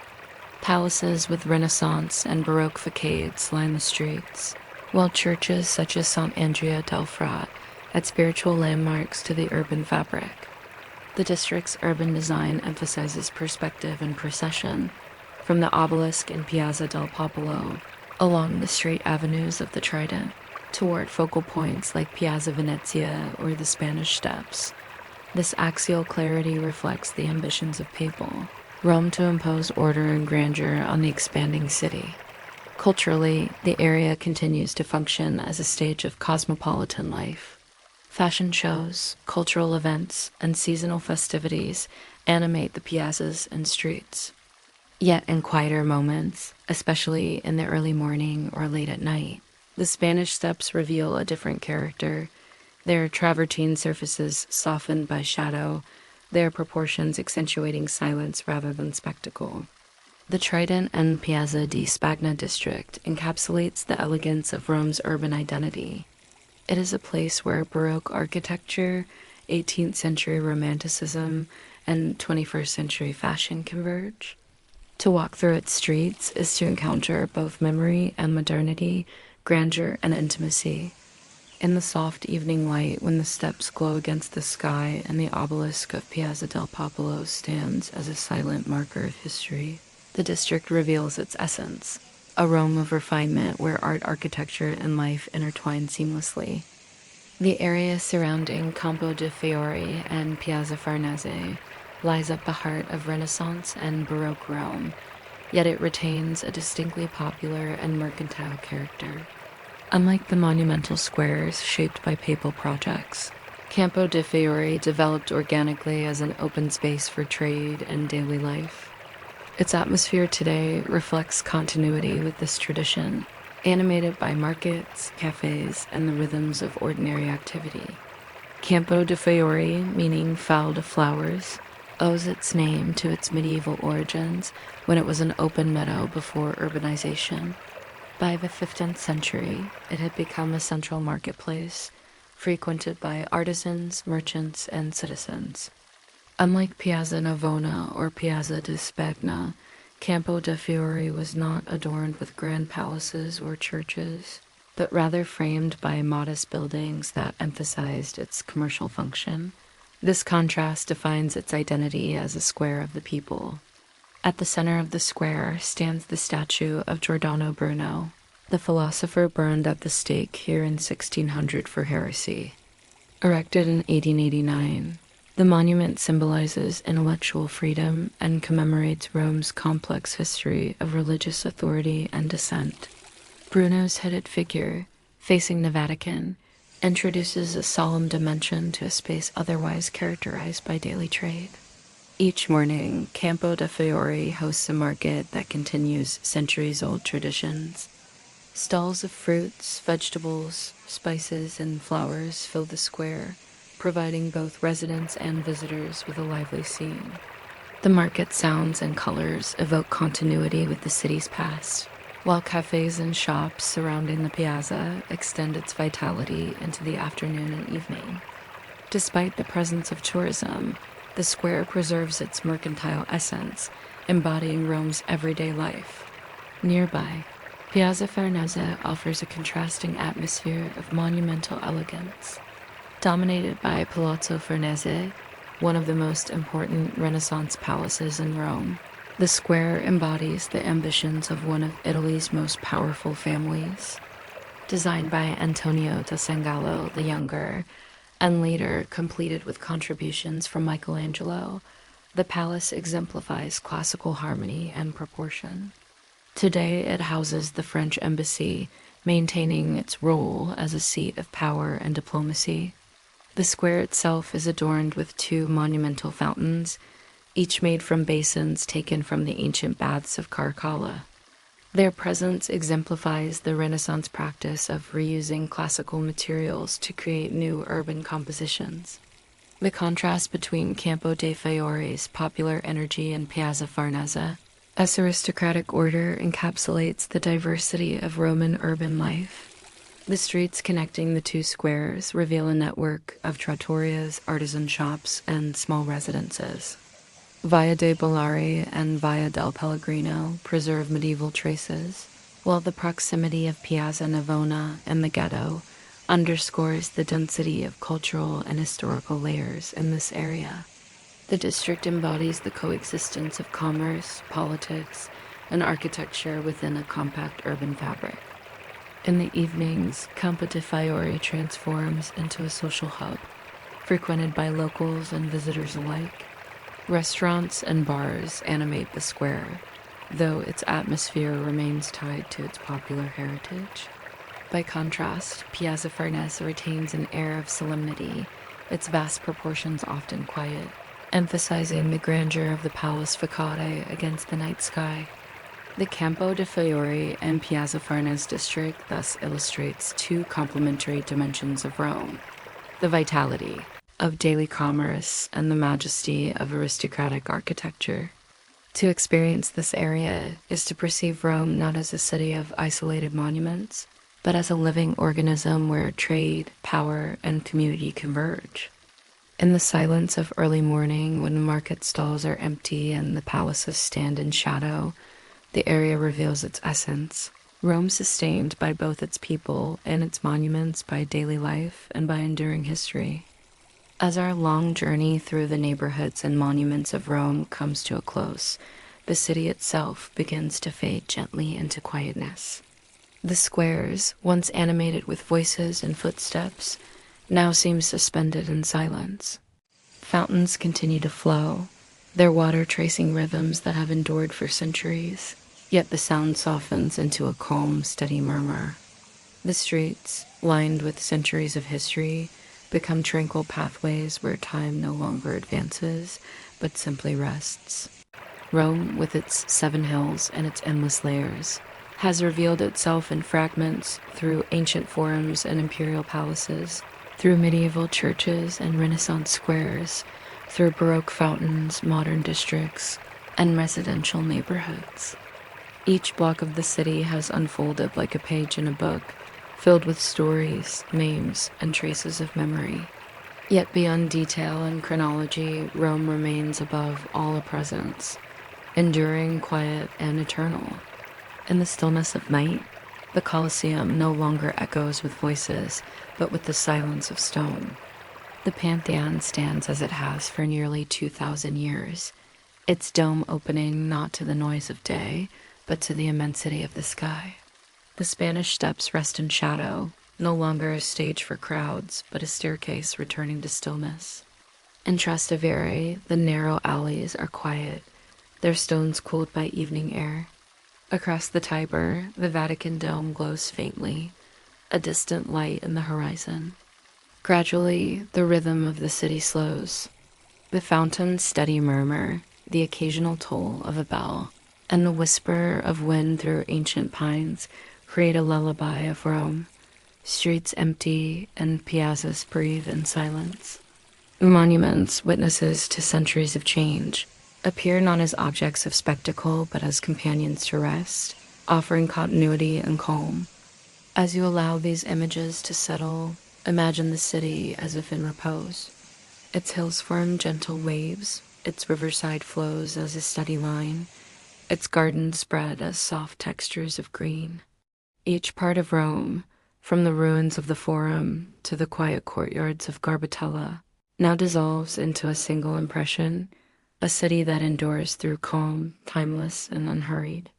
Let this sense of endurance extend into your own breathing. The slow inhalation like the rise of the Aventine, the gentle exhalation like the descent of the Tiber. With each breath, the rhythm steadies, softens, and aligns with the eternal cadence of the city. In this stillness, the details recede, and what remains is simply rest. Rome, the eternal city, continues through centuries, while you, in this moment, may let go of time.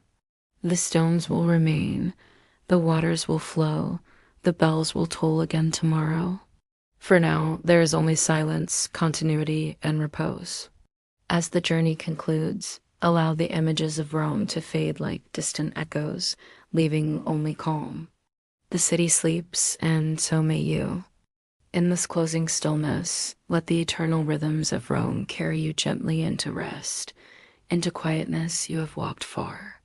Not in distance, in sensation.